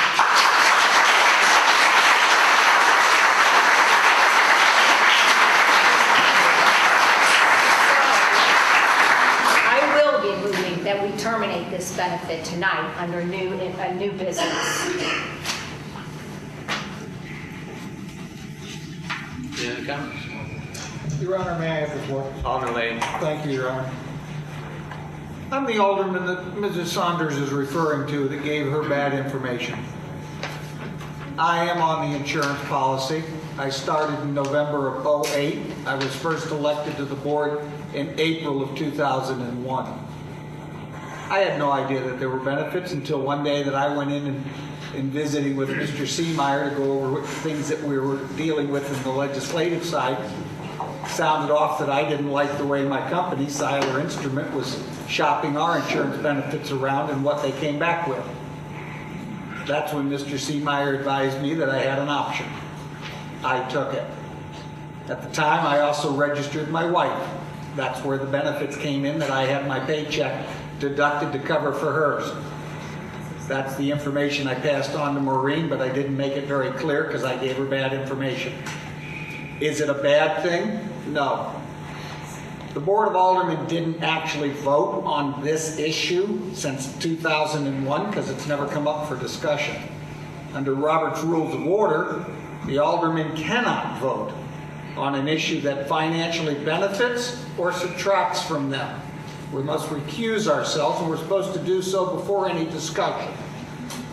From 2001 forward, the discussions never happened. Nobody's ever recused themselves from it. I think Pat's right. It happened many, many years ago, and it probably happened with the city administrator making a decision that this is what we're doing for the employees, and they looped the elected officials in on it. Thus, finding records, real tough to do. Back in, oh God, was it March of 2010, we had a witch burning arrangement, and we buried Mr. Seemeyer because of his bad acts. You've hired Bowler to take over the system, and you're asking her to come up instantaneously with years and decades worth of records to figure out what and how something happened. Kind of tough on her. She's not trying to avoid the issue. She's honestly giving you the right answer. In front of her, she doesn't have the information directly at hand. You want to go back and ask Mr. Seemeyer, his attorney will inform him that for his best well-being, he's to say nothing. So thus, BOLA is left with a hodgepodge of trying to figure out how to connect all the dots. I think a little patience to give her a chance to pull it together would be in order. Is it a bad issue that you all felt cheated and shortcome, that we're spending too much of our money maybe on us? Then Mr. Wynn's correct. We apologize. We shouldn't have done that if you all are that offended. I think it was Mr. Martin that wanted to know, or I'm sorry, was it Mr. Nolan that wanted to know if we don't seem to be doing the job and we're not getting our well paid, then maybe we should let somebody else run. For the last 10 years, the majority of the elections had no oppositions to them because nobody else would come forward and step forward to do the job. Benefits, pay, or anything. It's all been in the public record. You're here tonight and you're upset. I think that's fine. Don't make it a one-issue arrangement. Stay involved. Pat holds coffees with the mayors every month. I hold Ward 3 meetings. You have every one of our phone numbers, and I'll tell you, I get 6 to 9 phone calls an entire month. Most of it is why didn't they pick up the trash in my yard? Or how about fixing my sidewalk? But I don't think a single member of this board has ever ducked any question that you all would like to ask them, whether it's on the parking lot at City Hall or on the church or the school playground to work with. Your board does do a good job. The pay raises, yes, it went out, we decided it, you all had a chance to vote to put the person in the elected seat. Nobody can vote themselves a single pay raise to get ahead in the world. It doesn't work that way. Thank you, Your Honor. Thank you. Alderman Saunders. I'd just like to reference that, though. Alderman Leahy, you who always knows the statutes and the codes, you know how compensation you set, and you found it when we were speaking egregious that you didn't know about it for the first 6 years and thought that this was something that we should look into with the audit. And correct. Now you're saying it's fine. No. I agree. It was something we should look into the audit. No, I didn't know about it the first 7 years that I was on the board to work with. But is there an illegal act here? Not that I'm aware of. I'm not saying illegal, just right or wrong. And like you said, we had brought up compensation, so you knew, like, when the issue was brought up again, at one point you didn't have benefits, and that one time you did have benefits, and you didn't think that was part of the conversation?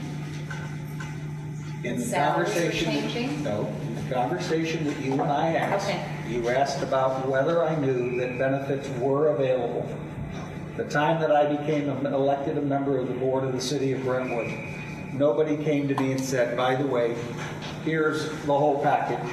I got a 6-inch black notebook that said, here are your codes. Sit down and read it. A thank you note from Mr. Golowski, because he was the alderman in the position before me. And I got a little sticker that said elected official that you could put on your car to work with. Other than that, everything else is read the books and come ask questions. It took me 7 years to get around to asking the right question to find out this information was available to me. But the only thing that you thought that the reason the benefit was okay, as you told me, was because you paid for it. But you only paid 50% of your wife's portion. That was the misinformation, yes. I thought it was under the impression that we got the benefits and that I contributed to it. As you and I, in further researching, the benefit that they took out of the paycheck was to cover for my wife. The elected official was paid 100%. Okay. All right. We will move on to introduction, reading, and passage of bills. If I could have a motion for first and second readings of bill number 5679, 5680. Those two ordinances, please. First and second reading only. So moved, Your Honor. And second? Second. For the first and second reading only, all in favor say aye. Aye. All opposed, motion carries. First reading of bill number 5679, please. First reading bill number 5679 by title only, an ordinance of the city of Brentwood, Missouri granting approval of the site development plan and conditional use permit for a pet care facility at property number 2615 South Hamley Road, which permits under the provisions of Chapter 25 of the Brentwood City Code the development of that site, providing the conditions of such development, and providing for the effective date of this ordinance. Thank you. Synopsis, please. Yes, Your Honor. Bill 5679 is a bill for an ordinance approving a site development plan and conditional use permit for a pet care facility located at 2615 South Hanley Road, roughly at the intersection of Hanley Road and Manchester. The Watering Bowl, who's the petitioner, submitted a request for site development plan and conditional use permit for a pet daycare facility with overnight board of pets and outdoor exercise area located at 2615 South Hanley Road.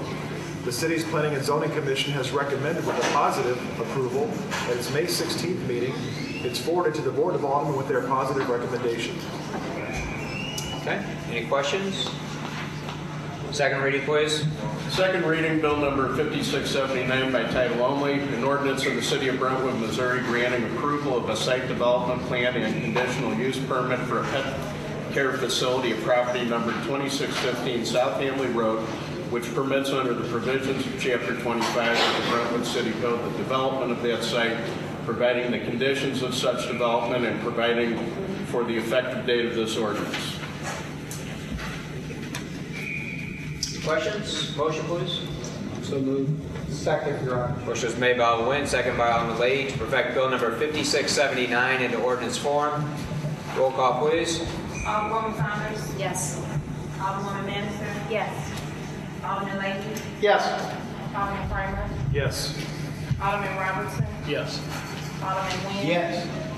Alderman Harper. Yes. Thank you. First reading. I'm sorry. Bill number 5679 is now ordinance number 4355. Thank you. First reading bill number 5680, please. First reading bill number 5680 by title only, an ordinance authorizing the mayor acting on behalf of the City of Brentwood, Missouri to enter into a contract with Grimes Consulting, Inc. for the purpose of obtaining engineering services, providing for the effective date of this ordinance, and providing for the repeal of all conflicting ordinances. Thank you. Synopsis, please. Your Honor, in somewhat layman's terms, Bill 5680 is a bill for an ordinance authorizing the mayor of the City of Brentwood to act on behalf of the City of Brentwood for entering into a contract with Grimes Consulting Incorporated, that for engineering services.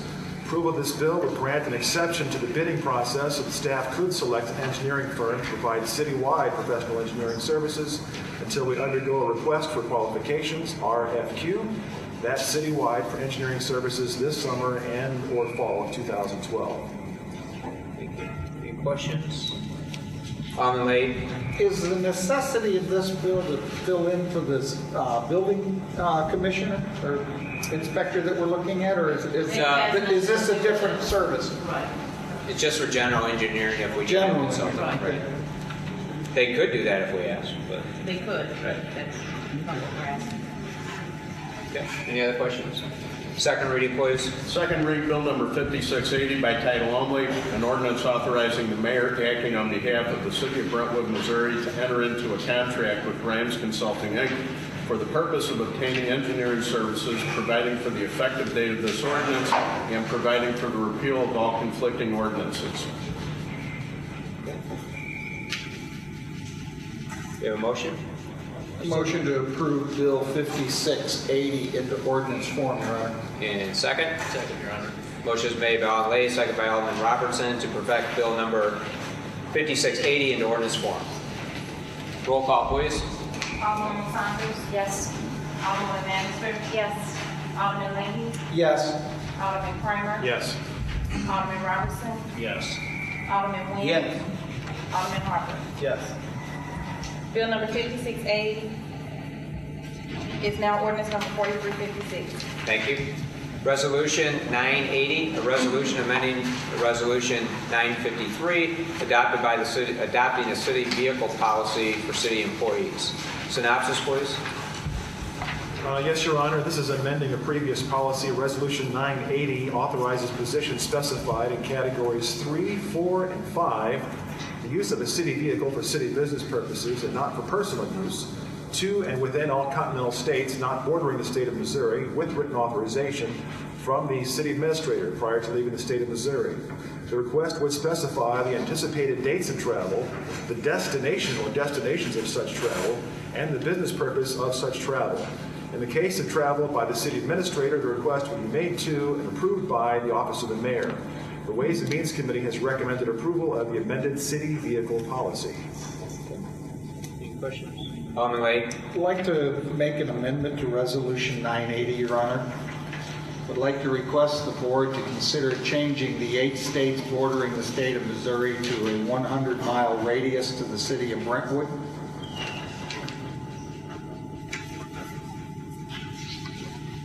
Is there a second?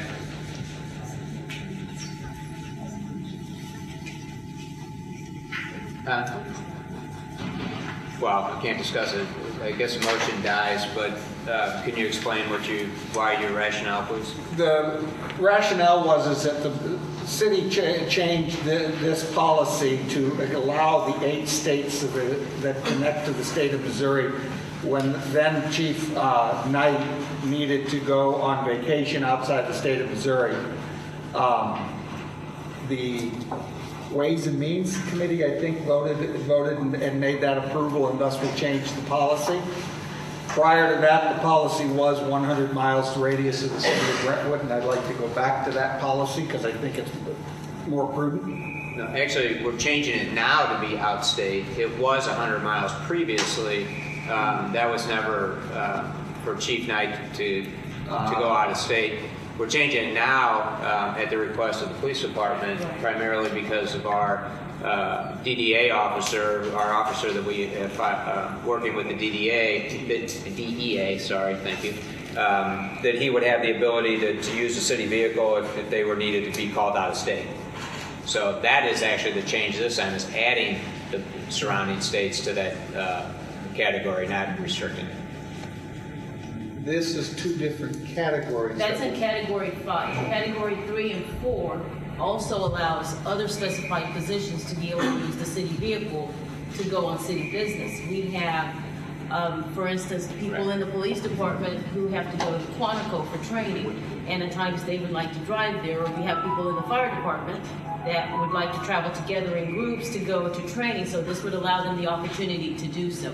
If you limit it to 8 states, then we start to incur airline tickets to fly them all out here. It's cheaper to take a city vehicle. If you allow it to be 100 miles within the radius of the city of Brentwood, you authorize written permission to go outside that on a case-by-case basis. You've accomplished. Places they're going are further than 100 miles. Understand, but you can still authorize the Quantico trip on written permission to work with, versus just as a general policy, I can go to any state that borders the state of Missouri without permission. I don't follow. Okay. May we pause and change dates, yes, please? Thank you. Okay. Do you? Okay. Okay. The motion died. So, is there any other discussion? Your Honor? Yes.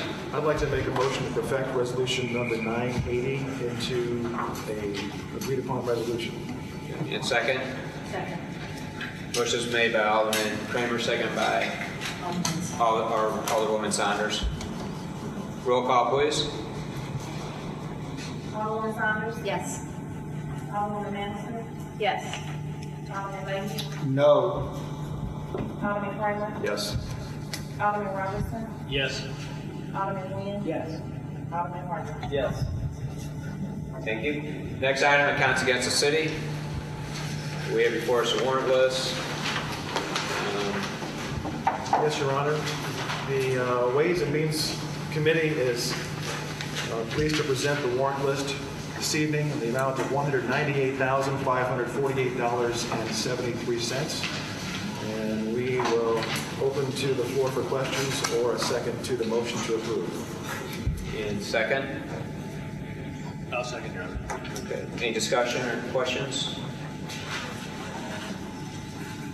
All in favor of approving the warrant list as submitted, say aye. Aye. All opposed, motion carries. Next item, reports of committee and department heads. We will have an executive session that is on the agenda for this evening. I do have, would like the board's consideration to approve a new Commission of Human Relations. I had deleted this committee from our list of committees, but I was mistaken. We do need this as part of our GBA grant applications. We need to have a Human Relations Committee in place. That is to resolve or to hear any kind of discrimination type issues within our community. If, say, they were applying for a GBA grant to do housing improvements or those kinds of things, or any other kind of racial or social issue that may be brought to the attention of the Board of Aldermen, the Commission on Human Relations would review that. As part of the requirement, the City Administrator, Bola Conde, would be a member. I would ask that Alderwoman Alderwoman Maniser, sorry, as well as Alderman Nguyen and Alderman Robertson be the three representatives of the Board of Aldermen. So. Your Honor, I'd like to make a motion to approve your recommendation. Thank you. And second? I'll second, Your Honor. Are there any questions? It is probably a committee that, to be perfectly honest with you, will never meet. But it is a requirement in order for us to receive the GBA grant funds. So I've never had any of those issues brought to us before. So, okay. All in favor, say aye. Aye. All opposed, motion carries. Next item, and I would like to turn this, how to phrase it, but we did have a request from one of our residents at the last meeting, which I thought was a very good idea, and I would entertain the board to consider turning this over to the Parks Department to figure out the appropriate name for it. One of the residents, Barry Williams, had suggested at our last meeting that we name at least part of our Brentwood Day celebration to include the name Maddenville in that in some way. If we could call it, the Brentwood Days Maddenville celebration from now on, to kind of instill our heritage with and also in recognition of the years of service and dedication that Alderwoman Cruson had given to our community. So I would like to entertain a motion to allow the Park Department to come up with that name and proceed with that as an ongoing name for our Brentwood Days Madden Day Festival. So. Well, I mean, again, I would leave it up to them. And maybe they could bring a couple of suggestions back to us. I think it'd be great to include both Brentwood Days and Madden Fest into that. But again, maybe they could come back to us with a couple different suggestions. Second? I'll second that, Your Honor. Okay. And they can take that back to committee and maybe bring it back to the full board after discussion. So, okay. All in favor, say aye. Aye. All opposed, motion carries. One other housekeeping item, an appointment. If we could please entertain a motion to appoint Mike Daming as our provincial judge. We need to have a backup judge in place in case the judge is unable to hold court, and right now that seat is vacant, so I would entertain a motion to have Mike Daming. He's very qualified. He works as not only his law firm here in Brentwood, but as well as an attorney for a number of municipalities. At least I know Shrewsbury for sure is their city attorney. So I would entertain a motion to appoint Mike Daming as our provincial judge. I will make that motion, Your Honor. And second? We need a second first. Seconded, Your Honor. Thank you. Alderwoman Saunders? I defer, I don't know if this is a rookie, but Mike Daming's been involved in some of the political or the legal with Brentwood Forest, and there's the issue with the rental cap and so forth, and his advisement on that, and I'm wondering maybe if this is not the best choice, considering that, and the legalities that are surrounding that. I know some of the residents were very upset and felt like they were misled into having that put into the bylaws, and it's an ongoing controversy. Maybe Alderman Kramer can fill us in. But I'm not certain that that's a good choice. My understanding is that Attorney Daming is no longer employed by the Brentwood Forest Condominium Association as their regular attorney, handling their delinquencies only. And he litigation that I understand is brought against the board of managers for failing to act on their own bylaws, having nothing to do with with Attorney Daming's advice or counsel. So I think it's a benign situation, but that's my own personal opinion. And again, this is for our our Brentwood Municipal Court as a backup to Ron Hill in case he was unable to hold court. Would be dealing primarily with our tickets and traffic violations and those kinds of things within the city of Brentwood. So, and code violations for that. And he has been on P&Z for a number of years. So, any other questions or concerns? Roll call, please. Alderman Saunders? No. Alderman Madison? Yes. Alderman Lady? No. Alderman Kramer? Yes. Alderman Robertson? Yes. Alderman Nguyen? Yes. Alderman White? Yes. Okay, thank you. Next item, Public Works Committee, Public Safety Committee. Anything further to report? No. Okay, thank you. Public Works Committee, anything further? Do you have a meeting? Well, we've announced we do have a meeting at 4 o'clock on Wednesday, a regular meeting, and very much look forward to taking up the rec center issue. Again, thank you. Still. Director of Planning, Ellen, please. Thank you, Your Honor. I just have one item. The Community Improvement District that's located at 8750 Manchester Road. It's the CID that's in place to help fund the improvements that were made to redevelop that site with the Office Depot, Ace Hardware, and Arby's out parcel. Each year, the CID asks the city, the mayor to appoint and the Board of Aldermen to approve their CID board members. They've submitted the names of their board slate, which should have been in your packets, and also I know from the city administrator's report. This is something that's done per the indentures for the notes that are issued on this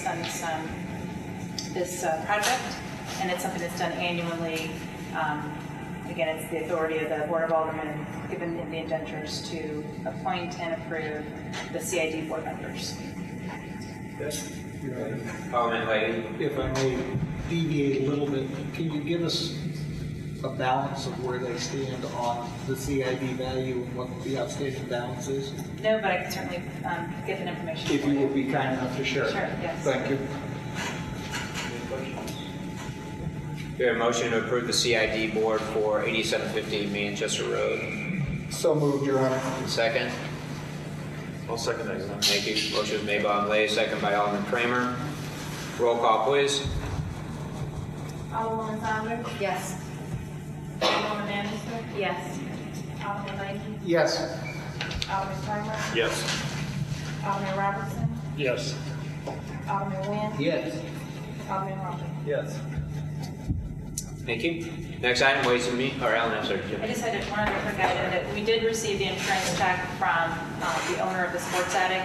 Per our code, when the insurance company issues a check to the owner, currently 10% of that is given to the city for us to hold an escrow as a surety to make sure that there aren't any, that the clearance and the demolition is handled per our codes and completed in a workman-like manner. The amount of the check was $86,101 that has been deposited, and again, it will be held in escrow and then refunded to the owner once the project is completed. We've also asked the owner to install a 6-foot chain link fence around the site to ensure the site is more secure, and we hope to be reporting back with further details on the schedule of moving forward once we have that information. Ellen, have they made any indication whether they intend to try to rebuild on that site or not? The owner has actually contacted my department to inquire as to whether or not that would be feasible. It is in the floodplain, but it does meet our minimum lot size requirements, so they certainly could request it, but they may need some variances. But I don't have a lot of detail about what they'd like to do there in terms of the size of the building yet. So. Okay. And under your report, if you don't mind me adding one thing, I forgot to mention in my report, but I did talk to Larry Hassefeld today with Drury. They still are on track and plan to close on the property by the end of the month, and then proceed with submitting the permits. Our Drury, what did I say? I'm sorry, for the Drury Hotel. They are waiting. They want to have in hand before they close on the property the actual permits from St. Louis County for their curb cuts. I don't blame them. I would make sure we have those documents before they proceed. So, but hopefully everything will stay on track, and it is their intention to close at the end of the month. So, thank you. Okay. Ways and Means? Yes, Your Honor. We have a meeting scheduled for tomorrow afternoon at 4:30. Major topic to be discussed is the update to the employee handbook. We expect a potentially lengthy meeting, so we invite all to attend who'd like to. Thank you. City Attorney? No report, Your Honor. Thank you. City Clerk Administrator? No report, Your Honor. Thank you. We did Excise Commissioner. Library? They're meeting, right? This evening, right? No, okay. I would like to actually, under the library report, just mention that the library board did vote and approve. They are going to be going for a 5-cent tax increase to help fund their library. They will have that on the August ballot, I think is their intent. And I would just encourage all the residents to try to find out and get information from the library with respect to their proposed tax increase. Pat, I would say, working with them these last few years, they're a very conservative group. They're not going to ask for things they don't believe they need. So I have a lot of faith in them. They start saying they need something. And I would agree. I think that information will be put out, but it's my understanding the library has not had a tax increase since the 80s. You know, they've been limited because of the Hancock Amendment on some of their, you know, I'm not going to get the numbers right, so I won't mention. But you know, again, they haven't had a tax increase since the early '80s, and you know, like every other organization, their revenues or their expenses have continued to go up. So I would just look for that information and make that decision once you have it. Alderman Leahy. I'm sorry. Oh, I'm sorry. Did you have a question? Oh, no. I'm sorry. Oh, well, earlier, but he brought up the tax increase. Oh, sorry. Sorry, that's okay. Under Municipal League, I would like to, you know, very excited. Municipal League had their annual installation and awards dinner a few weeks ago. Brentwood was recognized, ironically, I think, to a certain extent, as one of the communities because of our, we recognize and give an award for our collaboration with Maplewood and Richmond Heights with respect to our parks and creating our parks program and sharing those facilities and programming and those kinds of things. I think it is another good example of how communities can work together and offer a lot to their residents. And it's nice to be recognized by other communities in St. Louis County for those efforts. And Brentwood, Richmond Heights, and Maplewood, all three of the mayors of those two communities, myself, accepted the award on behalf of our Parks Department and the city of Brentwood. And I want to thank them and the board for you know, their efforts in putting that program together. I think it's been a great success. Communications, anything further? No report, Your Honor. Thank you. Historical Society? No report right now. Okay. Do we want to have our public comment now instead of, can we do that and move our executive session to after the meeting? So we will move on to unfinished business. Any unfinished business? Any new business? I would like to make a motion that we terminate the benefit policy for elected officials.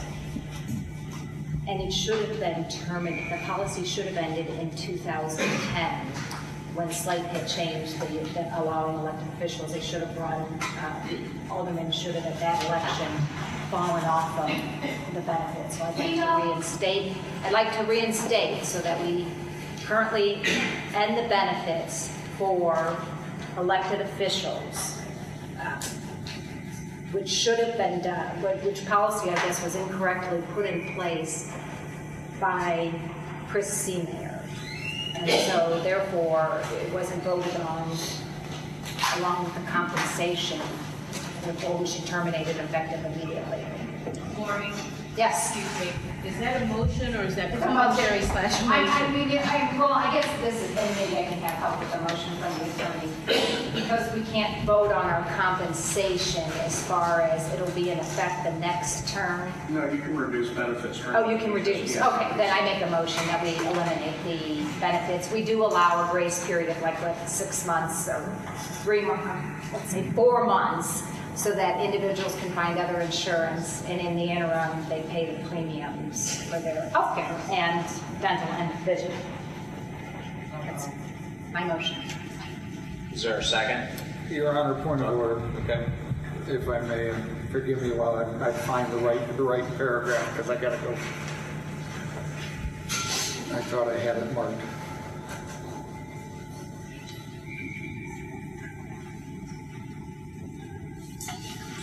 Your Honor, I'm reading from Robert's Rules of Order, the revised edition number 11, which is the current edition. I'm on page 407, and I'm reading paragraphs 20, 25 to 30. Abstention from voting on a question of direct personal interest. No member should vote on a question in which he has a direct personal or pecuniary, P-E-C-U-N-I-A-R-Y, interest not common to other members of the organization. For example, if a motion proposed for the organization to enter into a contract with a commercial firm in which the member of the organization is an officer, or which his contract he would derive personal pecuniary profit, the member should abstain from voting on the motion. However, no member can be compelled to refrain from voting in any such circumstances. Your Honor, the motion as submitted, I think, falls in the line that the board must recuse itself. The participants must recuse themselves. Any member. No. Well, again, I think we have. Well, I think we have to defer to. Do we have a second Right. for the motion? I second. Okay. Discussion. I would suggest that we try to have more research and to find out if there is actually something in place from the early 90s or something that put this benefit in place for the elected officials. I would ask that we try to get additional information to see if there is something back in the early 90s that that this was discussed by the board at that time, or the Ways and Means Committee, and put into effect by the city of Brentwood. Again, I think without that information, we're making accusations that this was put in place wrongly, and I don't know that for sure. I don't know what transpired back in the 90s with respect to this, but I think before the board makes a decision, we should have that information. That motion doesn't include an accusation. I didn't hear an accusation that a copy of that motion. No comments, please, from the board. Or No comment? not from the public right now, please. We'll have public comment again in a minute. But If we could just, leave it till next month, as we get up next month, I don't know what it heard, come back with the same thing. If there is information, fine. If you can't find it, we can't find it, then we get, it's a different thing too. So what would it hurt to just hold it next month? Everybody would know, everybody can come back, and we have some time to look at it and see what there is. I think what Alderman Wynn was saying, just for people here, is that we at least wait 1 month to see if we can find any information, again, from the early 90s that would indicate whether a decision of this was talked about at the Board of Aldermen. And at that point, we can also, again, because I think the public has a right to know if that was done in the 90s as well. And then we can make that decision whether we as a board want to reduce the benefit, the full board. And we are missing one member. But, and I think I would agree with the city attorney that we do have the right and the ability to reduce any benefit. I don't think we would have the right to increase a benefit, but we do have the ability to say no to a benefit. I don't think there's any issue with that. Sorry, I don't think there's any issue with reducing a benefit. Alderwoman Saunders. As far as gathering that information, I'm not certain that it's necessary, because the problem is, though, is Slate won't allow any new elected officials on it, so it should be terminated. There should be no grandfathering, and it should have rolled off in 2010 with that new election. In 2009, when they decided elected officials go off, a new election is a new hire if you're an employee, and so everyone should have rolled off. And so even if we did find out it was okay, 3 of the new board members won't be offered the same option. So I think we should go with the motion. Again, just so the public understands what Alderwoman Saunders is talking about, and I would, again, that's your interpretation. But one of the things that brought this issue out is that back in a few years ago, a number of the cities got together. We had shared, there's an organization called SLATE, which is a group of cities that a number of years ago got together to go self-insured on our workman's compensation insurance in order to have controlled costs on that and have a bigger pool.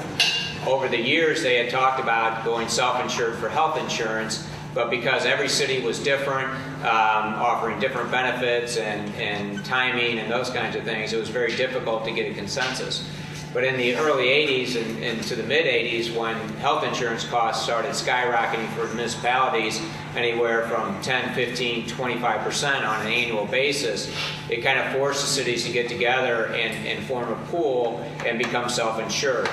There were, I think, originally 6 of us that did that, 6 or 7, because we saw the true benefit of that. And it actually has been a great success. Over the last few years, I think the highest increase since we've formed the pool has been about 4%. And I think that is correct. But in doing so, when this was brought to the attention, they got the cities got together. The city of Brentwood was the only city that did offer, and it was talked about, health insurance to their elected officials. And SLATE, the other communities, again, wanted to be consistent across the board with the other municipalities. And I think part of it was the other municipalities didn't want to have to offer health insurance to their elected officials.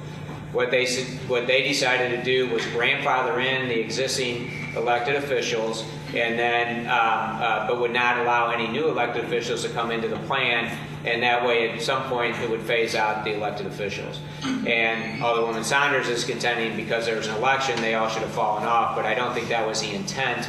And again, that's an interpretation, but I just want you to understand where that came from. Eventually, all the elected officials would be off of the health insurance here in Brentwood. And I think the reason we did that was because we knew there was a long-term benefit of stabilizing our costs so we could maintain this benefit for all of our employees. And I believe that was the right decision. But that's where why when the newly elected officials came on, they weren't able to get the health insurance. And that's where some of these discussions actually started. So a little more background for the residents. So we did have a first and a second, and this would be to eliminate the health care insurance. Can you clarify how many months it would be that you would give these? Oh, I'm sorry. Why was this minute? Could you at least clarify how long you're saying that you would allow under your motion? 6 months. Okay. I was just going to say, Your Honor, when I came on the board, I believe it was in 07, I was offered the benefits. I didn't take them because I have them through work, not because I think I'm some great person. I just didn't take them. But I think out of fairness for those members who have it, I would be in favor of waiting at least till the next meeting to make a decision on this. Thank you. Just to see if there's a chance to get some more information. So can I withdraw my motion then until we get the additional information? Is that how it works? If we withdraw the second first. Oh, good. So I withdraw my second. And now you're doing the first. Okay. Okay. We will try to get some additional information and bring it back to the next meeting. Okay. Thank you. Any new business? Your Honor, if I may. Alderman Leahy. Thank you, Your Honor. The Ward 3 meeting for the month of June will be Tuesday night, the 26th of June, 7 o'clock at the City Hall in the council room. All are invited. Thank you. Thank you. Next item, we will open up we will open up public comment. If anybody would like to address the board, please come forward and give us your name and address.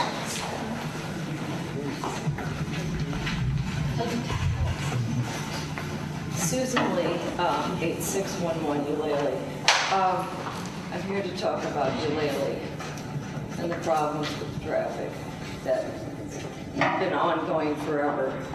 And I don't know what, I know it's been talked about numerous times. but, oh, I'm sorry. I'm talking about Eulalie and the traffic on Eulalie and the problems that we're having. And there's so many little kids now. Our car, the last car we had was hit twice. The car before that was hit twice. My neighbor's car has been hit twice. My other neighbor's car is hit once. And it's just, it gets expensive. I know there are tail lights and things like that, but there's just, it's incredible the amount of traffic that goes down our street to begin with. And the speed that they go, they're all speeding practically. Nobody hardly ever stops at the stop signs, or they roll them.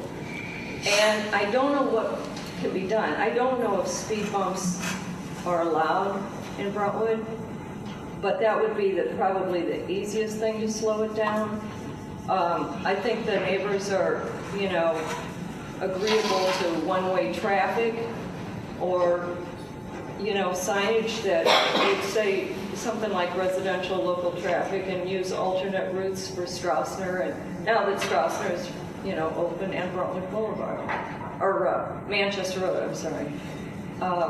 But I don't know, I know it's been ongoing, and I know it's been talked about a lot, but it just is getting so much worse, and most of the neighbors, and the ones I'm citing are just my neighbors that have been hit. I'm sure other people up the street have been hit, and in the next block, I'm sure that's happened too. But I just don't know what the city can do about trying to change something with Eulalie. Okay. The problems we're having. Thank you. Thanks.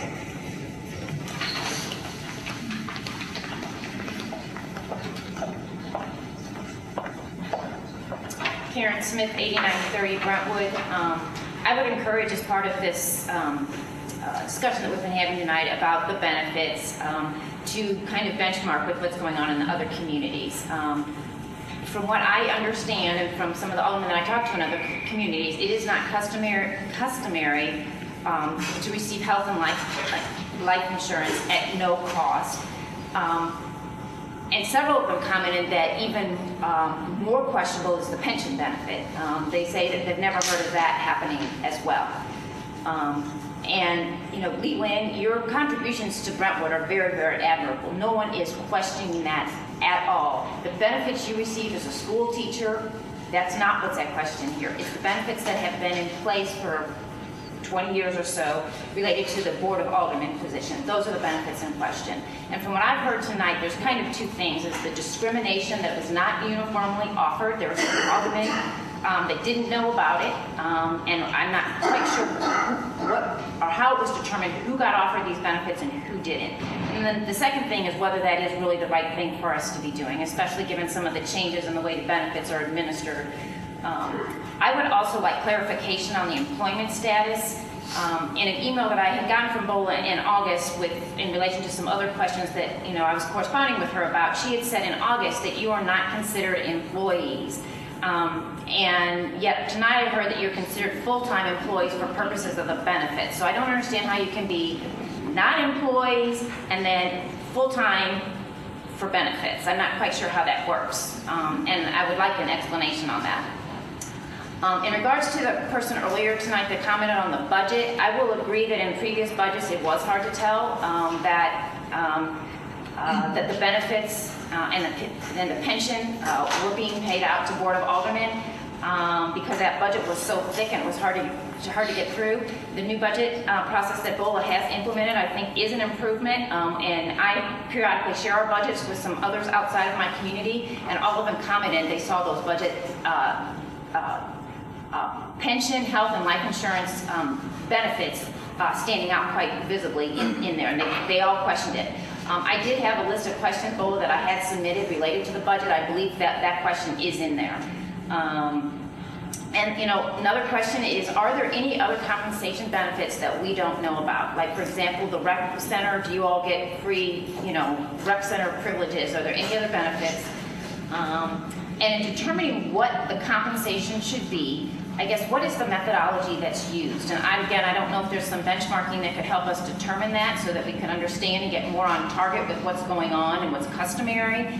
I I guess I want to understand, why we feel like it should be calculated off what the judge makes, because there's two very different jobs with different sets of responsibilities and different sets of training and background that's required for them. And so I'm not sure basing what a person should make should be based off of what the judge is making.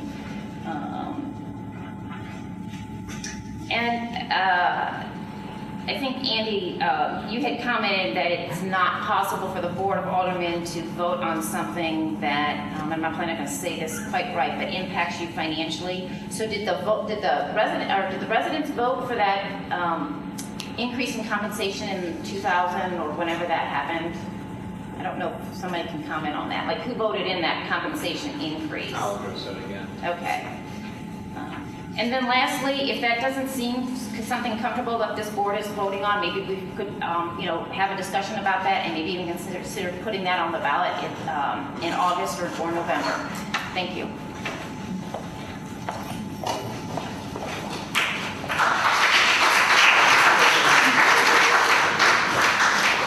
My name is Susan Ryan. I live at 9324 Pine Avenue.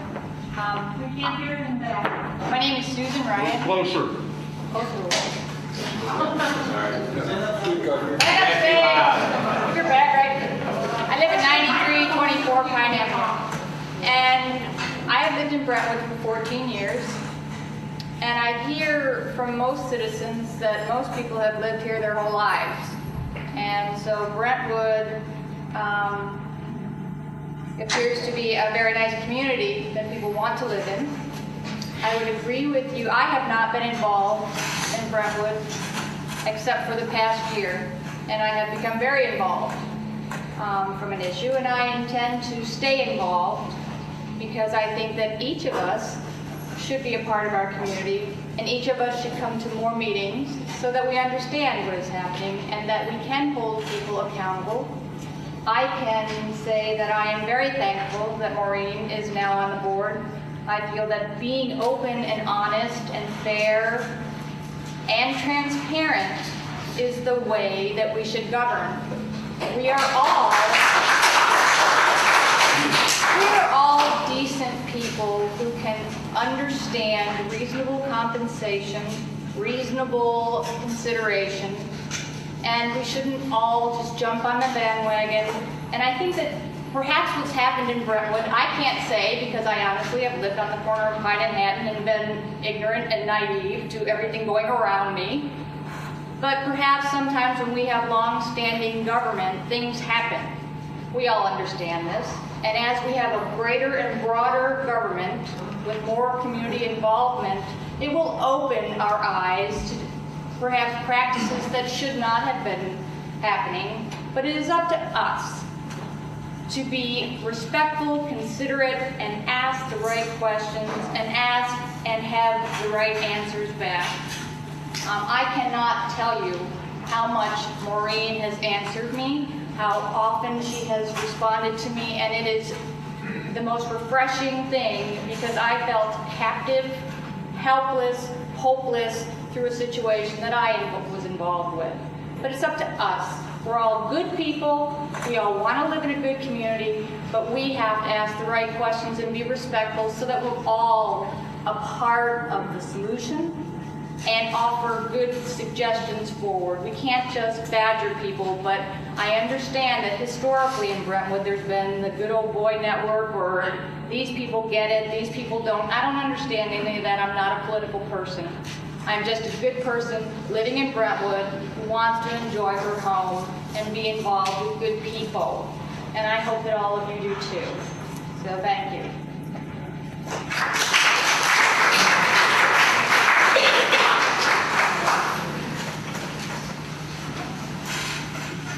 Don Beimdick, 33 Sussex, Brentwood. I first want to say that I was very gratified to discover that the comprehensive plan was on the discussion table tonight, and I guess it's here at all meetings.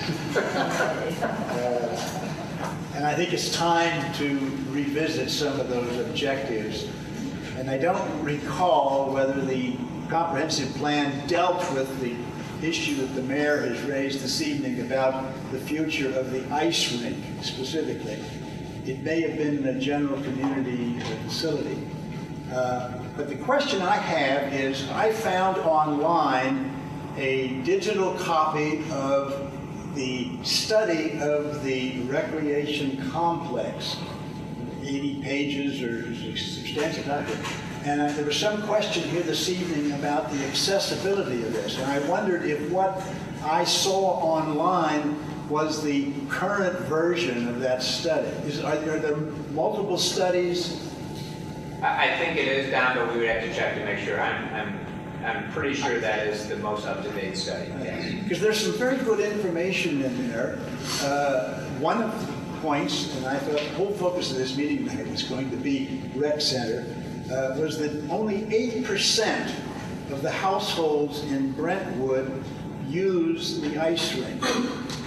Now, that may not necessarily be a good standard because we have ambulances, and I don't know that 8% of the residents ride in our ambulances. It's a necessary service. The other statistic in that report, and I'm discussing this publicly, hopefully that everybody will read it and come up with some ideas to help you all make the decision that you've got to make. But in that report, it suggested that 70% of the households in this city are composed of one or two people. And 38% were single residents, and 32% were two-person households. And those groups may have, if 70% of the city has a particular need, I think that's something that the city should look at as you make a decision.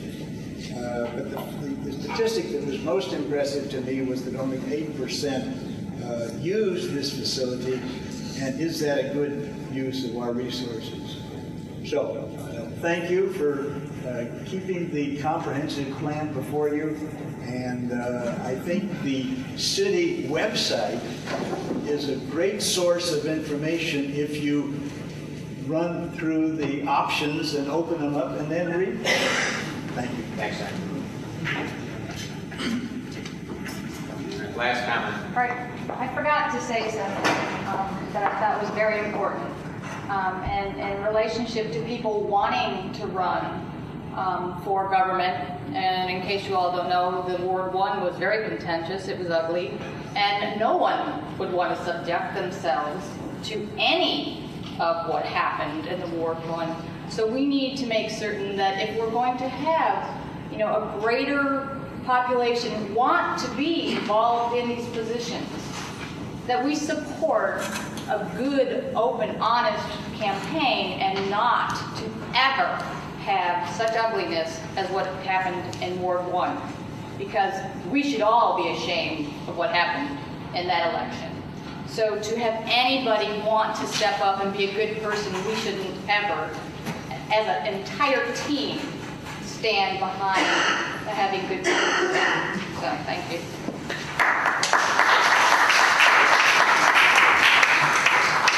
Okay. One more comment. Last comment. Thank you. Denise Sebbing, 2612 Border. And Maureen, I'm very happy that you brought forth the issue about the compensation, because I do feel like having that extra compensation, it does create, maybe not consciously, but unconsciously, a bias to try to support the people you work with. So I think it's important to be objective. Secondly, earlier tonight, you passed approval of a dog pet place that's close. And Alderman Kramer, I'm glad you brought up the fact, because we live close to that. We're already wrestling with a noise issue in our area and have been for 10 years. I don't want, like Julie Posey, to have to come here. I have much better things to do with my time. But if now we're talking about adding another noise issue to that area, 300 feet, isn't that the size of a football field? So how would you like to live next to a facility that's going to have dogs barking. And if these dogs are barking, I have two. I love dogs. We volunteer for stray rescue.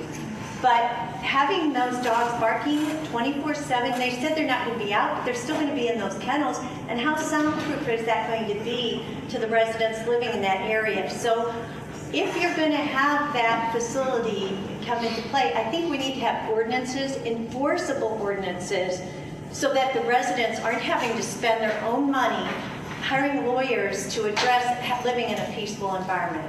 So before we finalize that, I think you need to take into consideration the folks that are living in that area. And I appreciate Alderman Kramer that you brought that up. Thank you.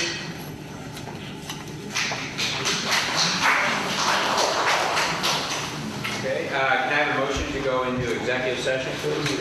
In second? Second. All in favor, say aye. Aye. All opposed? We are going into executive session. We need the oh, I'm sorry. Roll call for executive. We have to roll call for executive session. Roll call. Yes. Excuse me, we have to have a roll call. Could we have a little quiet? Thank you. Yes. Yes. Yes. Yes. Alderman Harper. Yes. Are we meeting in the other room? Yes. Okay.